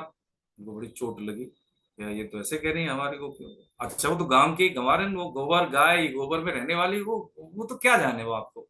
लेकिन हम तो भाई, हम रुक्मिणी कहाँ की थी, नॉर्थ ईस्ट मणिपुर की थी आज की देर में। और सत्यभामा, ठीक है, अब एक से भाई इनका व्यक्तित्व। तो छोटा सी नारद जी को उनकी जब सामने थे तो उन्होंने बोला कि भाई कुछ दिन के बाद हमारे बहुत सिर में दर्द हो रहा है, भाई बहुत परेशान है, कुछ करो। तो उन्होंने कहा महाराज हम क्या करें, आप सृष्टि के स्वामी, आप उपाय बताओ वो हम करते हैं। तो देखो हमारा कोई भक्त हमें चरण रस दे दे ना तो हम ठीक हो जाएंगे, बाकी हम ठीक होने वाले नहीं। तो उन्होंने कहा महाराज तो देखो देखो नारद जी आप ही हमारे भक्त हो, आप ही दे दो अपनी चरण। करे महाराज मैं नहीं दूंगा, मैं कैसे दे दूं, आप मेरे आराध्य मैं चरण दूं? नहीं नहीं नहीं, मेरा पतन हो जाएगा। नहीं दिया। तो उन्होंने मांगा उनको, रुक्मिणी जी को, भाई आप तो हमारी है सेवा में रहती हैं, निजी अंग सेवा की हमारी पत्नी है, तो महाराज आप मेरे स्वामी हैं, मैं कैसे दे सकती हूँ। अब देखिए समझे इस चीज को। सत्यभामा बोलो नहीं दिया। तो नारद जी से कहा एक काम कर दो, आप वृंदावन जाओ, ब्रज में जाओ, हमारी गोपियों से दो। गोपियों के पास गए, गोपियों सुने तो गया, अरे महाराज लो बोरी भरो भी, बोरी भरो, आप जो है बोरी भरो, ठीक है, जितनी चाहिए चरण रस लो, हमारा तो कृष्ण ठीक होना चाहिए। ये बात उन्होंने क्या देखा, पतन नहीं हो, स्वार्थी तो देखा कि मेरे आराध्य हैं, मेरे को ना मुझे पाप लगेगा, उन्होंने भी पाप, अरे हमें पाप लगे खूब लगे, हम नरक में चले जाएंगे, लेकिन हमारा कन्हैया ठीक हो। ये भाव, इसी को कहते हैं प्रेम। ये प्रेम है। तो कह रहे हैं अगले में कहते हैं कि मनुष्य लोक में इस संबुद्धि रूप धर्म के आरंभ का नाश होता है, तथा मनुष्य लोक में इस संबुद्धि रूप धर्म के आरंभ का नाश नहीं होता। इसका नाश नहीं होता है, इसके अनुष्ठान का न कोई उल्टा फल है। जैसे मान लीजिए हम कोई अनुष्ठान करते हैं, अभी जैसे हम मंत्र में अगर अशुद्धि हो जाए तो उसका उल्टा फल मिलता है। हाँ पक्की बात है, इसलिए मंत्र कभी अशुद्ध नहीं बोलना चाहिए, और सिद्ध मंत्रों की तो दीक्षा लेनी होती है। मंत्रों के संसार की हम बात करें तो उसमें केवल एक ही महामंत्र है, हरे कृष्ण कृष्ण कृष्ण हरे हरे, हरे राम राम राम हरे, जिसमें कोई विधि निषेध नहीं है। इसको तो हम बाथरूम में भी कर सकते हैं। कलयुग के जीव के कल्याण के लिए यही है। बाकी जितने भी जैसे द्वादश मंत्र है, पंचाक्षरी मंत्र है, ये सब गुरु दीक्षा के बाद ही ले जाने चाहिए। बहुत से लोग क्या है रिंगटोन में लगा लेते हैं, महामंत्र जी रिंगटोन में लगा लेंगे, या गायत्री, देखो उससे नहीं नुकसान हो जाएगा जी। हाँ, ये पक्की बात समझ लें, याद आ गई तो आपके चरणों में निवेदन, कभी भी इनको रिंगटोन में नहीं लगाना चाहिए, या कभी भी इनका इस तरह से, जैसे होता है ना कई बार टेप रिकॉर्डर चला दिया, साउंड चला दिया, वो चल रहा, नहीं नहीं नहीं नहीं, वो यंत्र का काम नहीं है। वो शुद्ध अवस्था में बैठ के सिंहासन जैसे पूरी तरह से बैठ के तब उसका शुद्ध वाचन होता है, तब वो लगते हैं। हाँ, नाम जप होना चाहिए, जय सिया राम है, या जैसे शंभु सदाशिव है, हरे कृष्ण वाला है, राधा राधा है, राम कृष्ण, जिसमें भी रुचि हो उसमें तो कोई दिक्कत नहीं नाम में, लेकिन मंत्र तो फिर पतनकारी हो जाता है। ठीक है, ये किसी से लिया हुआ है, और वो भी बोलते नहीं। जैसे हमें गुरु मंत्र दे दिया किसी ने तो उसको हम बोलेंगे नहीं, ठीक है, धीरे धीरे अंदर ही अंदर उपांशु जप होता है उसका। तो ये क्या होता है, असरकारी होते हैं। अब जैसे किसी को दवाई दी किसी ने, तो कोई दिखा के थोड़ी खाएगा मैं ये खा रहा हूँ टेबलेट, ऐसे ये भवरोग की दवा है, कौन, गुरु मंत्र। ठीक है, परहेज क्या है, नाम क्या है, परहेज है। जैसे हम क्या, हम देखो चाय नहीं पियेंगे, क्यों नहीं पियेंगे मीठी चाय, डायबिटीज है, लेकिन हम ये नहीं बताएंगे डायबिटीज की हम ये दवा खा रहे हैं, ये इंजेक्शन ले रहे हैं, वो ज्यादा ही कभी कोई हो, जैसे कोई है अपना है तो बता दिया, ऐसे ही कोई साधन करता है, आध्यात्मिक चिंतन के विकास में रहता है, तो अपनी साधन परंपरा थोड़ी सी डिस्कस कर ली, वो भी सेंसर करके। लेकिन ये सब चीजें बड़ी, इसी को कहते हैं भजन को पचाना, भजन को बचाना। तभी भजन बचेगा और पचेगा। जब बचेगा पचेगा तभी तो इकट्ठा होगा, तभी उसमें ग्रेविटी आएगी, भजन बढ़ेगा। भजन का वजन तभी बढ़ता है जब पचे भी और बचे भी। ठीक है, तो ऐसी स्थिति के लिए कह रहे हैं कि भैया ये समबुद्धि रूप धर्म के आरंभ का कभी नाश नहीं होता, इसका अनुष्ठान का उल्टा फल भी नहीं है। किसका? समता का। समता का मतलब है सुख दुख लाभ हानि जय पराजय का बिना ध्यान किए हुए कर्तव्य कर्म को करना। इसका थोड़ा सा अनुष्ठान जन्म मरण रूप का महान वैसे रक्षा करता। हाँ, जैसे भाई जी महाराज का उदाहरण लिया ना, ऐसे के सबसे हाथ जोड़ के जैसे किसी के घर से विदा होते हैं, आराम से चले, उनको पता ही नहीं लगा मेरा शरीर पूरा हो गया। और नहीं तो अब देखें, जैसे माता के गर्भ के कष्ट याद नहीं, ऐसी हमारे अनेक जन्म और मृत्यु हो चुके हैं। यदि ये याद हो कि शरीर जब छूटता है तो कितना कष्ट होता है, तो शायद हम गलती से गलती न करें। भूल से भी भूल लो हमसे फिर, क्योंकि हमें पता है कि इतना होगा ना। कोई आदमी मान ले चोरी कर लिया, दुराचार कर दिया, तो उसको पता है कि जेल होगी। जब एक बार जेल हो जाती तब पता लगता है कि भाई अब नहीं, लेकिन हम भूल जाते हैं। जब ये याद रहे तो शायद ऐसी बात न हो। ठीक है, तो ये समता की बात भगवान ने बताई कि एक बार हमने ज्ञान योग का मतलब, ज्ञान योग में क्या समझी थी? ज्ञान योग में हमने ये समझी थी कि ये शरीर आने आने जाने वाले हैं, ये शरीर हमें संसाधन, समझ, समय, और ये शरीर ये हमें साधन के रूप में मिला है। ठीक है, ये मैं नहीं हूं, जो मेरा है वो मैं नहीं हूं, ये मेरे हैं, भगवान ने दिए हैं। जैसे घर मेरा है, घर मैं नहीं हूं। कपड़ा मेरा है लेकिन मैं कपड़ा नहीं हूं। ऐसे शरीर मेरा है, बुद्धि मेरी है, मन मेरा है, स्वभाव मेरा है, लेकिन इनमें से मैं कुछ भी नहीं हूं। जिसके जैसे चुंबक है, चुंबक के आसपास जो लोहे के कण है, चुंबक के होने से वो कण सजीव होते हैं, हलचल होती है। ऐसे ही कि मेरे होने से, जीवात्मा के होने से ये शरीर में लगता है कि शरीर चेतन है, लेकिन ये चेतन नहीं है। जैसे चुंबक के आसपास लोहे के कण में हलचल होती है, लगता है ये गति में है, लेकिन वो गति में नहीं है, चुंबक के होने से वो गति में। बस इतनी सी बात हम समझ लें। तो जब ये भेद स्पष्ट हो जाएगा मुझ में और शरीर में क्या है, तो फिर तू कैसे उपयोग करेगा? जैसे पेन का उपयोग करते हैं लिखने के लिए, ऐसे हम शरीर का उपयोग करते हैं कर्तव्य कर्म करने के लिए। हाँ, ये ऐसी बात भगवान ने बताई। यही बात यहाँ पे जो 40वें श्लोक में बता रहे हैं। अब ये बात टिके कैसे, टिकेगी कैसे? टिकेगी देखो ऐसे, 41वें श्लोक में कह रहे हैं, कोई पढ़ना चाहे, किन्हीं का नाम है तो पढ़े प्रभु जी। हाँ, हरे कृष्ण। हरे कृष्ण। हरे कृष्ण। हरे कृष्ण। हम्म। व्यवसायित्मिका बुद्धि एक कुरु नंदन बहुशाखान्यतांस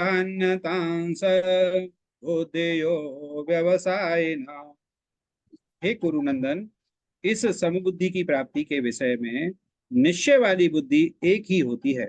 जिनका एक निश्चय नहीं है, ऐसे मनुष्यों की बुद्धियां अनंत और बहुत शाखाओं वाली ही होती हैं। बहुत बढ़िया। देखिए प्रणाम प्रभु जी, आप तो प्रसन्न हो जाते हैं। अब ये कहने वाली बात है, लेकिन देखो ये मुकेश जी का परिवार बड़ा देखिए वैष्णव है, वंदन आपको, लेकिन आप सुनना नहीं चाहते, लेकिन अब क्या करें, बोल देते हैं। आपका संग मिलता है, अच्छा लगता है। देखिए ये कह रहे हैं, भैया ने पढ़ा है क्या, इस समबुद्धि की प्राप्ति के विषय में निश्चय वाली बुद्धि, कौन सी? एक निश्चय वाली बुद्धि, बुद्धि बुद्धि रे के कुरुनंदन, इसको कहते हैं। एक निश्चय वाली बुद्धि को क्या बोलते हैं? व्यवसाय का नाम दिया। जैसे कहते हैं ना कि अब तुम प्रोफेशनल नहीं हो भाई, आपने कमिटमेंट किया था लेकिन टाइम पे आपने काम नहीं किया, ये प्रोफेशनल मैटर नहीं, ऐसे कहते हैं ना दैनिक जीवन में। ऐसे ही हम क्या करते हैं, संकल्प तो ले लेते हैं कि मुझे गीता पढ़नी, रजिस्ट्रेशन करा ले, लेकिन एक निश्चय नहीं बना, एक निश्चय नहीं बना। देखिए ब्रूस ली का एक स्टेटमेंट है, उससे पूछा किसी ने कि भाई देखो आपको डर नहीं लगता फाइट में? क्यों नहीं लगता? मुझे डर लगता है। डर क्यों नहीं लगता? मुझे भी लगता है भाई। तो कब लगता है? तो उसने कहा कि देखिए मुझे डर इससे नहीं लगता कि कोई व्यक्ति कि वो फाइटिंग के 20,000 टिप्स जानता है, मुझे उससे डर नहीं लगता। मुझे उससे डर लगता है कि वो एक ही टिप्स पे उसने 20,000 बार प्रयास किए।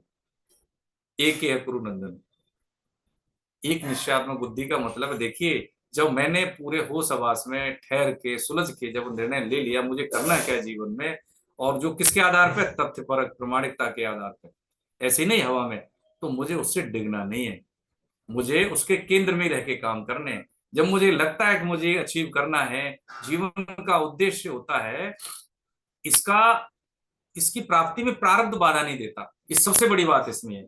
यदि हमने निश्चय कर लिया कि जैसे हमें डॉक्टर बनना है, तो हो सकता है नहीं बने, कितने एफर्ट्स कर लें, हम आईएएस नहीं बने, कितने एफर्ट्स कर लें, लेकिन यदि हमें भगवत प्राप्ति कर लें तो इसमें प्रारब्ध बाधा नहीं देता है, क्योंकि इसमें भगवत प्राप्ति के लिए भगवान ने मौका दिया। बाकी सांसारिक उपलब्धि तो हमारे प्रारब्ध पर निर्भर है, मिलेगा नहीं मिलेगा, लेकिन इसमें कोई बाधा नहीं। ये नए कर्तव्य कर्म है जो हमें करना है। वास्तव में देखा जाए हमारे किस पायदान पे हमें खुद पता नहीं है। हमें उस दिन टाइम मिलना चाहिए, हमें उस दिन मिलना चाहिए। देखो जी, हम तो बड़े बिजी होते हैं, हो जाए बिजी, अब तक तो यही किया है, अब कर लें। देखो, एक तो सिंपल सी बात है और इसमें कोई ज्यादा रॉकेट साइंस नहीं समझने के लिए।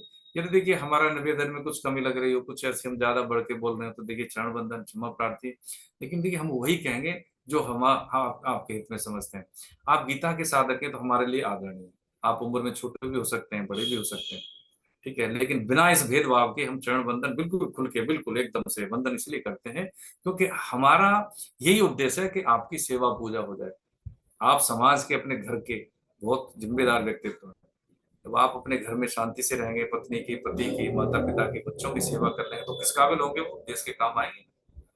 इसके कारण हमारी सेवा होगी। आपको थोड़ा बता दिया, देखो ये रास्ता ठीक नहीं भैया, है ना, अब देखो आप ऐसे जाओ, ये तो हो गया, और क्या, बस इतना काम हो गया। यदि नहीं मानेंगे, अब तक जो हमने उपाय किए करते रहे, फिर यदि आपको लगता है तो देख लें, फिर हम तो यही कहेंगे, और क्या कहेंगे। 7:30 बजे आ जाएं, 9:15 तक, ज्यादा से ज्यादा सवाल नहीं तो कोशिश करेंगे कि हम जो अब समापन कर लेंगे 5-7 मिनट में। और इसको फिर क्या है, जो हमने समझाया उसको हफ्ते बार हम मनन कर लें, पढ़ लें, 2-2 श्लोक पढ़ लें, एक पढ़ लें।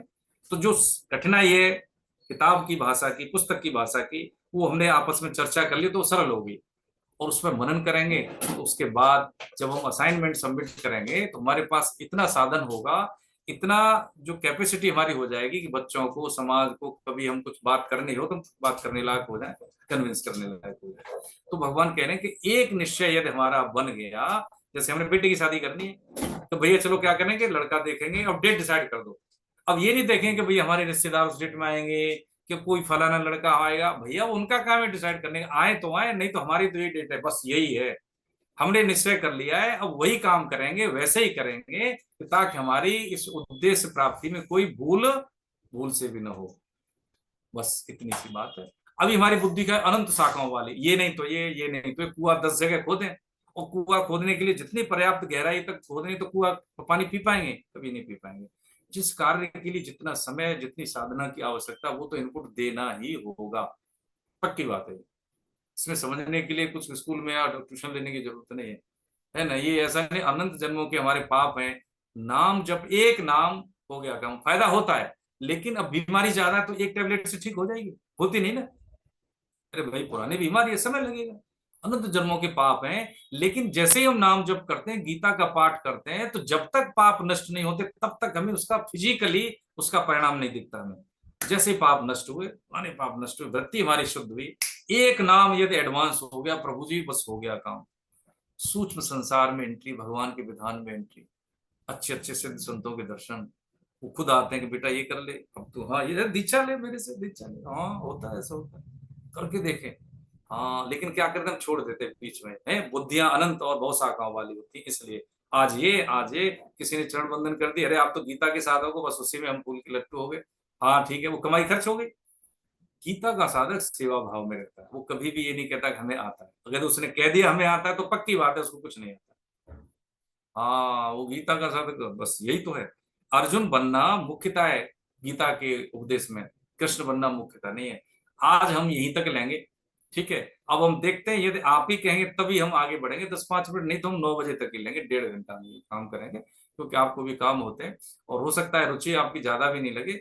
तो काम भर की चीजें आज हमने समझी, स्वधर्म पालन की कला, कि जो मेरे पास है उसको मुझे विधिक रूप से, विधिक क्या मतलब है, जो भगवान ने हमें बताई है, जो हमारी विधियां हैं, मर्यादा है, उसके अनुसार हमें करना है।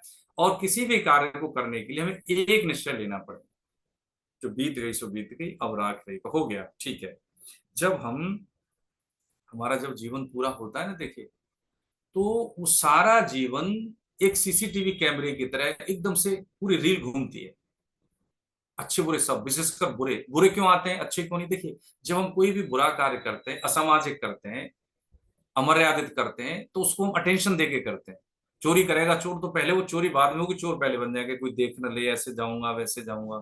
तो इसका मतलब क्या है कि उसने पूरी ऊर्जा को, पूरी इंद्रियों को एकाग्र करके उस कार्य को अंजाम दिया, तो उसके चित्त पे उसके चिन्ह जो है निश्चित बन जाते हैं, पक्के बन जाते हैं निकृष्ट कर्मों के। अच्छे कर्मों के नहीं बनते, क्योंकि अच्छे कर्मों से हमें डर नहीं होता, हमने ऐसे ही कर दिया, याज्ञिक कर्म कर दिया ऐसे ही, क्योंकि वो अटेंशन इतनी नहीं थी जितनी कि निकृष्ट कर्म करते समय अटेंशन थी। इसलिए जब हमारा जीवन पूरा होता है तो पूरी रील घूमती है। तो ऐसा हो कि हम उस रील को देख पाए, खुश हो, हम ऐसे काम करें और एक निश्चय करके हम उस पर आगे बढ़े, ये हमारा अपना ही निश्चय होगा। तो हमने 4 साधन बताए, फिर हम बार बार बोल रहे हैं। उद्देश्य राइटिंग, इससे एक निश्चय बनेगा। जितनी हम कर सकते हैं माला, कम से कम 1-2 तो कर ही ले, अध्याय 2 पे आ गए तो 2 कर ले, नहीं तो 1 तो करें। तुलसी माला जब भी 108 वाली, हरे कृष्ण कृष्ण कृष्ण हरे हरे, हरे राम राम राम हरे हरे, ये 1 हुआ। तो जब हम 16 माला करते हैं तो कम से कम 16 होनी चाहिए। शास्त्र तो यही कहता है जितनी हमारी सांसें उतनी माला होनी चाहिए। तो अगर नहीं कर पा रहे तो कम से कम 1 से शुरुआत करें। ठीक, लोगों को जोड़ना, गीता से खुद तो जुड़े ही, लोगों को जोड़े, बच्चों को जोड़े है, अपने बच्चों को बताएं हम ये पढ़ते हैं, आप भी आओ, माता पिता सब बैठ जाए इसमें। कोई जरूरी थोड़ी है कि सबका रजिस्ट्रेशन हो। अरे 1 हो गया ठीक है, सुन तो सभी सकते हैं हम लोग, है ना। हफ्ते में 1 ही 1.5 घंटे की तो बात है, जब कोई मूवी आती थी हम लोग देखते थे, सब बैठ जाते थे। अरे हफ्ते में 1 बार ही तो बैठना है प्रभु जी। और ये 1 हफ्ते की जो इनपुट है, हमारे टाइम की इनपुट है, ये हमारे सारे जीवन को प्रभावित करी सकारात्मक रूप से, है ना। ऐसा हम कर लें। और चौथा हमने बताया था कि जैसे घर में हम सब आ गए, इकट्ठे हो गए, तो संकीर्तन कर लें बैठ के, सब इकट्ठे बैठ के। तब मोबाइल से पर सब रख दो भाई, मोबाइल रख दो, सब अलग अलग, ठीक है। अपना अपना मोबाइल एक जगह जमा कर दो, एक है बास्केट में डालो सब। 10-15 मिनट भगवान नाम संकीर्तन। तो जो जो घर में पेड़ पौधे, छिपकली, कीड़े मकोड़े, सबको सबको मच्छर, सबका कल्याण होगा उससे। ठीक है, हमारा तो हो गई। नाम संकीर्तनम सर्व पाप प्रणाशनम। जो पास्ट के पाप हैं, वर्तमान के पाप हैं, और जो भविष्य में होने वाले पाप क्यों नहीं होंगे, क्योंकि वृत्ति हमारी शुद्ध हो जाएगी, तो भविष्य के पाप है। सर्व पाप का मतलब ही है पास्ट प्रेजेंट फ्यूचर, सारे पाप। और जब ये नष्ट हो जाएंगे तो एक भी नाम हमने आगे ले लिया, बस हो गया काम।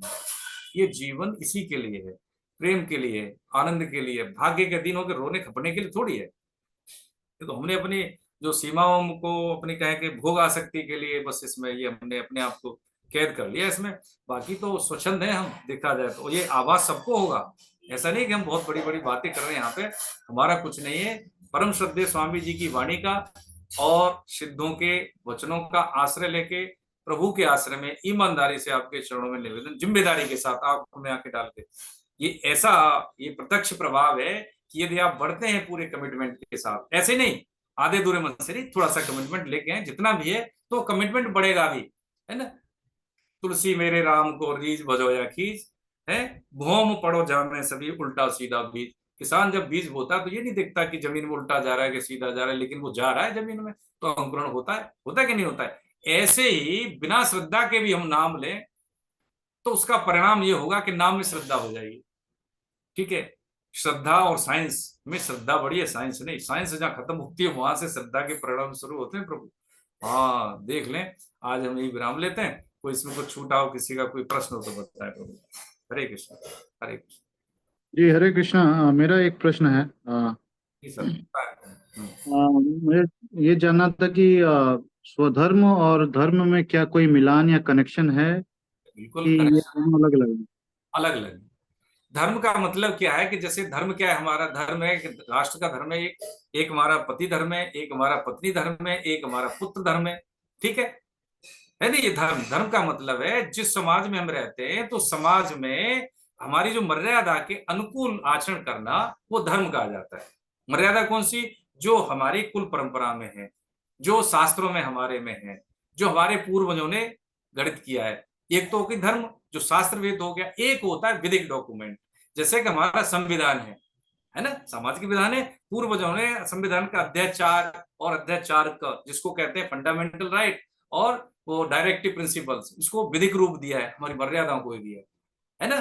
तो उसको क्या दे दिया उन्होंने? एक मर्यादा दे दी, संवैधानिक मर्यादा दे दी। तो ये हमारा सबका धर्म है। लेकिन एक होता है जैसे आपने कहा स्वधर्म। हाँ, ये स्वधर्म क्या है कि वो एक स्पेसिफिक हो गया। ये क्या है कि एक व्यक्तिगत है स्वधर्म, और वो क्या है कि एक सार्वभौमिक है। वो सबके लिए है, लेकिन स्वधर्म क्या है, वो अलग अलग व्यक्तिगत हो सकते हैं। जैसे अभी हम सत्संग है, सत्संग क्या कर रहे हैं, ये सब सार्वभौमिक हो गया, हमें ऐसा करना चाहिए, ऐसा नहीं करना चाहिए। अब आप प्रश्न कर रहे हैं, तो प्रश्न क्या है, ये व्यक्तिगत हो गया कि देखो जी आप मुझे ये हमें डिस्कस करना है, धर्म क्या है और स्वधर्म क्या है, दोनों अलग अलग है। धर्म क्या है, व्यापक है, स्वधर्म धर्म का एक अंग है, वो व्यक्तिगत है ना। जैसे मैं पुत्र का धर्म, ये मैं जैसे मान लीजिए पति हूँ, आप जैसे मान लीजिए बेटे भी हैं और आपके भी बच्चे हैं, है ना। तो क्या आपका धर्म क्या कहता है कि अपने बच्चों को भी शिक्षा देना और माता पिता की सेवा करना। आप कड़ी बन गए, है ना। आप कड़ी, अगर कड़ी मजबूत है तो दोनों का लोड ले लेगी, कड़ी कमजोर है तो नहीं ले पाएगी, किसी न किसी को कमजोर कर देगी। तो ये क्या है, स्वधर्म है। तो स्वधर्म के लिए ये जरूरी होता है कि हमने अब तक के जीवन में, जब हम बच्चे थे, विद्यार्थी जीवन था, उस विद्यार्थी जीवन में क्या था, हमें खाना था, क्या खाना था, हमें तैयार होना था शारीरिक रूप से, मानसिक रूप से और शैक्षिक रूप से। तो जब हम गृहस्थी में एंट्री करें तो इतना काम भर का ज्ञान हमें होना चाहिए, क्या मेरा धर्म है, क्या मेरा स्वधर्म है।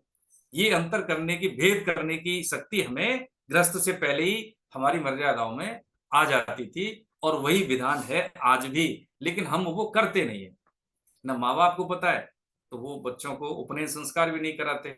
उपनयन जिसको हम जनेऊ संस्कार कहते हैं सामान्य भाषा में, वो उसका मतलब ही है कि अब बेटा मेरी बात समझने लगा है, बच्चा हमारी बात को समझने लगा है, अच्छे बुरे का भेद जानने लगा है। अब उसको धीरे धीरे धीरे धीरे आयु के अनुसार हम उसको ज्ञान वर्धन करते रहे। एक तो शैक्षिक यानी सांसारिक शिक्षा के लिए, जिससे कैरियर बने। एक होता है धार्मिक, जिससे वो परिवार में, संस्कृति में, मर्यादा में, देश में, हमारे भूगोल है, हमारी इतिहास है, उस संस्कृति का वो वाहक बने, ताकि अपनी आने वाली पीढ़ी हमारी पोषित रहे। इसी को कहते हैं स्वधर्म। ठीक है साहब, जी, धन्यवाद। और किसी का कोई सेवा होता है सर, कंक्लूड करें। तो एक बात कंक्लूड करने से पहले पंचरत्न हम सब याद करने की कोशिश करें, ठीक है। और बारी बारी से कीर्तन सब करें, ये आहुति है, इसमें वो ये नहीं कि बहुत बड़े हम गाए कि हमारा गला सही हो तभी बोले, नहीं नहीं। हाँ, हम जैसे हैं वैसे हम, ये प्रार्थना और साधना दोनों में अंतर है। साधना हो न हो, प्रार्थना यदि है तो वो साधन साधन बन जाता है, ये बहुत बड़ी बात है। इसलिए हम कीर्तन जरूर करें और पंचरत्नों का पाठ करें, तो हर व्यक्ति का, हम में से हर साधक का एक्टिव पार्टिसिपेशन रहे, ठीक है। ये जो इस ग्रंथ की जो विशेषता है, प्रश्न उत्तर शैली, बस यही बनी रहे हमारी। जैसे अनुपम जी बहुत बढ़िया बात करते हैं, वो बहुत अच्छा वातावरण पैदा करते हैं कि जो प्रश्न करते हैं, प्रश्न वही करते हैं जो प्रयास करते हैं, है ना। आप हमारे समाज की धरोहर हैं अनुपम जी, ठीक है। आप जो सीख रहे हैं कहीं ना कहीं ये काम आएगा, है। अभी आप युवा है, शादी ब्याह होगा, बच्चों के काम आएगा, माता पिता के काम आएगा, है ना। आप जहाँ नौकरी करते हैं, जो आपके मित्र गण वहां काम आएगा, उनको सुधार देंगे आप, भैया ऐसा मत करो, हाँ बिल्कुल। तो आप जो है अपने तक सीमित नहीं है। देखिए, अब हम 40 लोग हैं, वो तो 10 मांगते थे, कौन, विवेकानंद जी, अब तो 40 हैं हम लोग, है ना। तो इसलिए इस बात पे हमें कोई कोई शक शुबह नहीं है कि आप हमारे लिए आदरणीय, आप हमारे लिए धरोहर हैं, आप हमारे मतलब भविष्य की थाती जिसको कहते हैं ना, जो संभाल के रखनी चाहिए, जिसको करीने से तराशना चाहिए, आप ऐसे लोग हैं, ठीक है। तो हम वही चीज लेके आते हैं। इस देखिए 1.5 घंटे की क्लास के लिए मैं कह नहीं रहा हूँ कि ऐसा कोई बड़ी बात हो, मैं थोड़ा सा इसलिए संज्ञान में लेके आ रहा हूँ कि हम इस क्लास के लिए 10 घंटे की मेहनत करता हूँ ईमानदारी से। मैं इसलिए बता रहा हूँ क्योंकि इस श्लोक की व्याख्या आपके जीवन में कैसे मैं निवेदन करूं, ऐसे बोल के चले जाने से कोई फायदा नहीं है, ताकि आप उस चीज को तवज्जो दें। और यदि हम में से कोई एक साधक, देखिए, तो अब भाई मर्जी उनकी, फिर हमें थोड़ा सा ठीक नहीं लगता कि मैं ना समय की हमारी अवहेलना हो, बस इतना सा मुझे लगता है कि हम हफ्ते में 1.5 घंटा तो निकालने रजिस्ट्रेशन कराए तो, और ये कहीं ना कहीं चूक हमारी को सुधारेगी ये चीजें। हाँ, इतना हमारा निवेदन है। तो ये जो हमारा होमवर्क है हम उसको करते रहें, और देखिए पक्की बात है हमें आनंद मिलेगा, इसमें कोई शंका नहीं, ऐसा मेरा पूरा विश्वास जी है। लाल जी, एक चीज और मुझे कहनी है कि आपका बहुत बहुत धन्यवाद कि आपने इतना प्रोत्साहित किया। बट एक चीज और मैं कहना चाहूंगा कि जो पुस्तक आपने भेजी है काफी अच्छी लगी मुझे। मैं रोज 2 पेज पढ़ता हूँ और उसमें जिस तरीके से सरल भाषा में समझाई गई है, कुछ कहानियां हैं, कुछ रामचरितमानस के दोहे हैं। अ, मुझे लगता है कि काफी स्पष्ट हो जाता है जब मैं, क्योंकि मैं अभी काफी आगे चल रहा हूँ, लेकिन जो आप समझा रहे हैं वो समझ में भी काफी आता है, लेकिन किताब पढ़ने से और भी ज्यादा समझ में आता है। तो काफी अच्छी पुस्तक है। अभी तक मेरा जो अनुभव रहा है पुस्तक पढ़ने का काफी अच्छा रहा है, और काफी पसंद भी आ रहा है, काफी सरल है। और और वो दिल तक अंदर तक जा भी रही है, तो उसके लिए बहुत बहुत धन्यवाद। नहीं, धन्यवाद क्या, धन्यवाद आपका कि देखिए सेवा का मौका दिया। हाँ प्रभु जी, बहुत बढ़िया। आप देखिए ये संबंध हमारा हुआ ना, कि ईश्वर के माध्यम से आपका संबंध हो गया हमारा। आप ये इसी को कहते हैं गुरु भाई, कृष्ण वंदे जगत गुरु। हमारा आपका संबंध क्या हो गया, उम्र में हम बड़े हैं, आप हमारे छोटे भाई समान हैं, तो हमारा ये एक संबंध ऐसा है कि आपका हित किसमें, हम वही बात बोल रहे हैं, है ना। बहुत अच्छी बात, अच्छा लगा आपकी जो आउटकम दिया आपने, जो फीडबैक दिए, ये बहुत वंदनीय है। हम सबको इससे प्रेरणा मिलेगी, हमें वही काम करना चाहिए जैसे जो अनुपम जी ने बताया है। बहुत सुंदर बात, बहुत बहुत वंदन, प्रणाम आपको, बहुत बहुत धन्यवाद। गोविंद जय जय गोपाल, जय जय गोविंद। जय जय गोपाल, जय जय राधारमण हरे गोविंद, जय जय। जय जय गोविंद, जय जय गोपाल, जय जय राधारमण राधारमण हरि हरि गोविंद, जय जय जय। जय राधारमण हरि गोविंद जय जय गोविंद, जय जय जय गोपाल, गोपाल, जय जय गोविंद गोविंद, जय जय गोपाल, जय जय जय जय राधा राधारमण हरि गोविंद, राधा रमण हरि गोविंद, जय जय राधारमण हरे गोविंद, जय जय। राधा रमण हरि गोविंद, जय जय नाम संकीर्तनम यस्य नाम संकीर्तन यस्य सर्व पाप प्रणाशनम, प्रणाशनम सर्व सर्वपाप प्रणाशनम प्रणामो दुःख शमनस्तम, प्रणामो दुःख शमनस्तम नमामि हरिं परम। नमामि हरिं परम। जो बाके बिहारी लाल, की जय अपने अपने गुरु भगवान की जय, की जय सब भक्तों की जय, जय दस दस पुण्य आत्माओं की जय, आज के आनंद की जय। की जय हे हे नाथ, हे मेरे नाथ, मैं आपको कभी मैं बिल्कुल आपका हूँ, आप मैं ही आपको नारायण। आप सभी बहुत बहुत मेरे नाथ में आपको कभी ना भूलूं। आप सभी के बहुत बहुत वंदन। मैं आपको कभी ना भूलूं। बहुत बहुत धन्यवाद जी। हरे कृष्ण। हरे कृष्ण। हरे हरे कृष्ण। हरे कृष्ण। कृष्ण।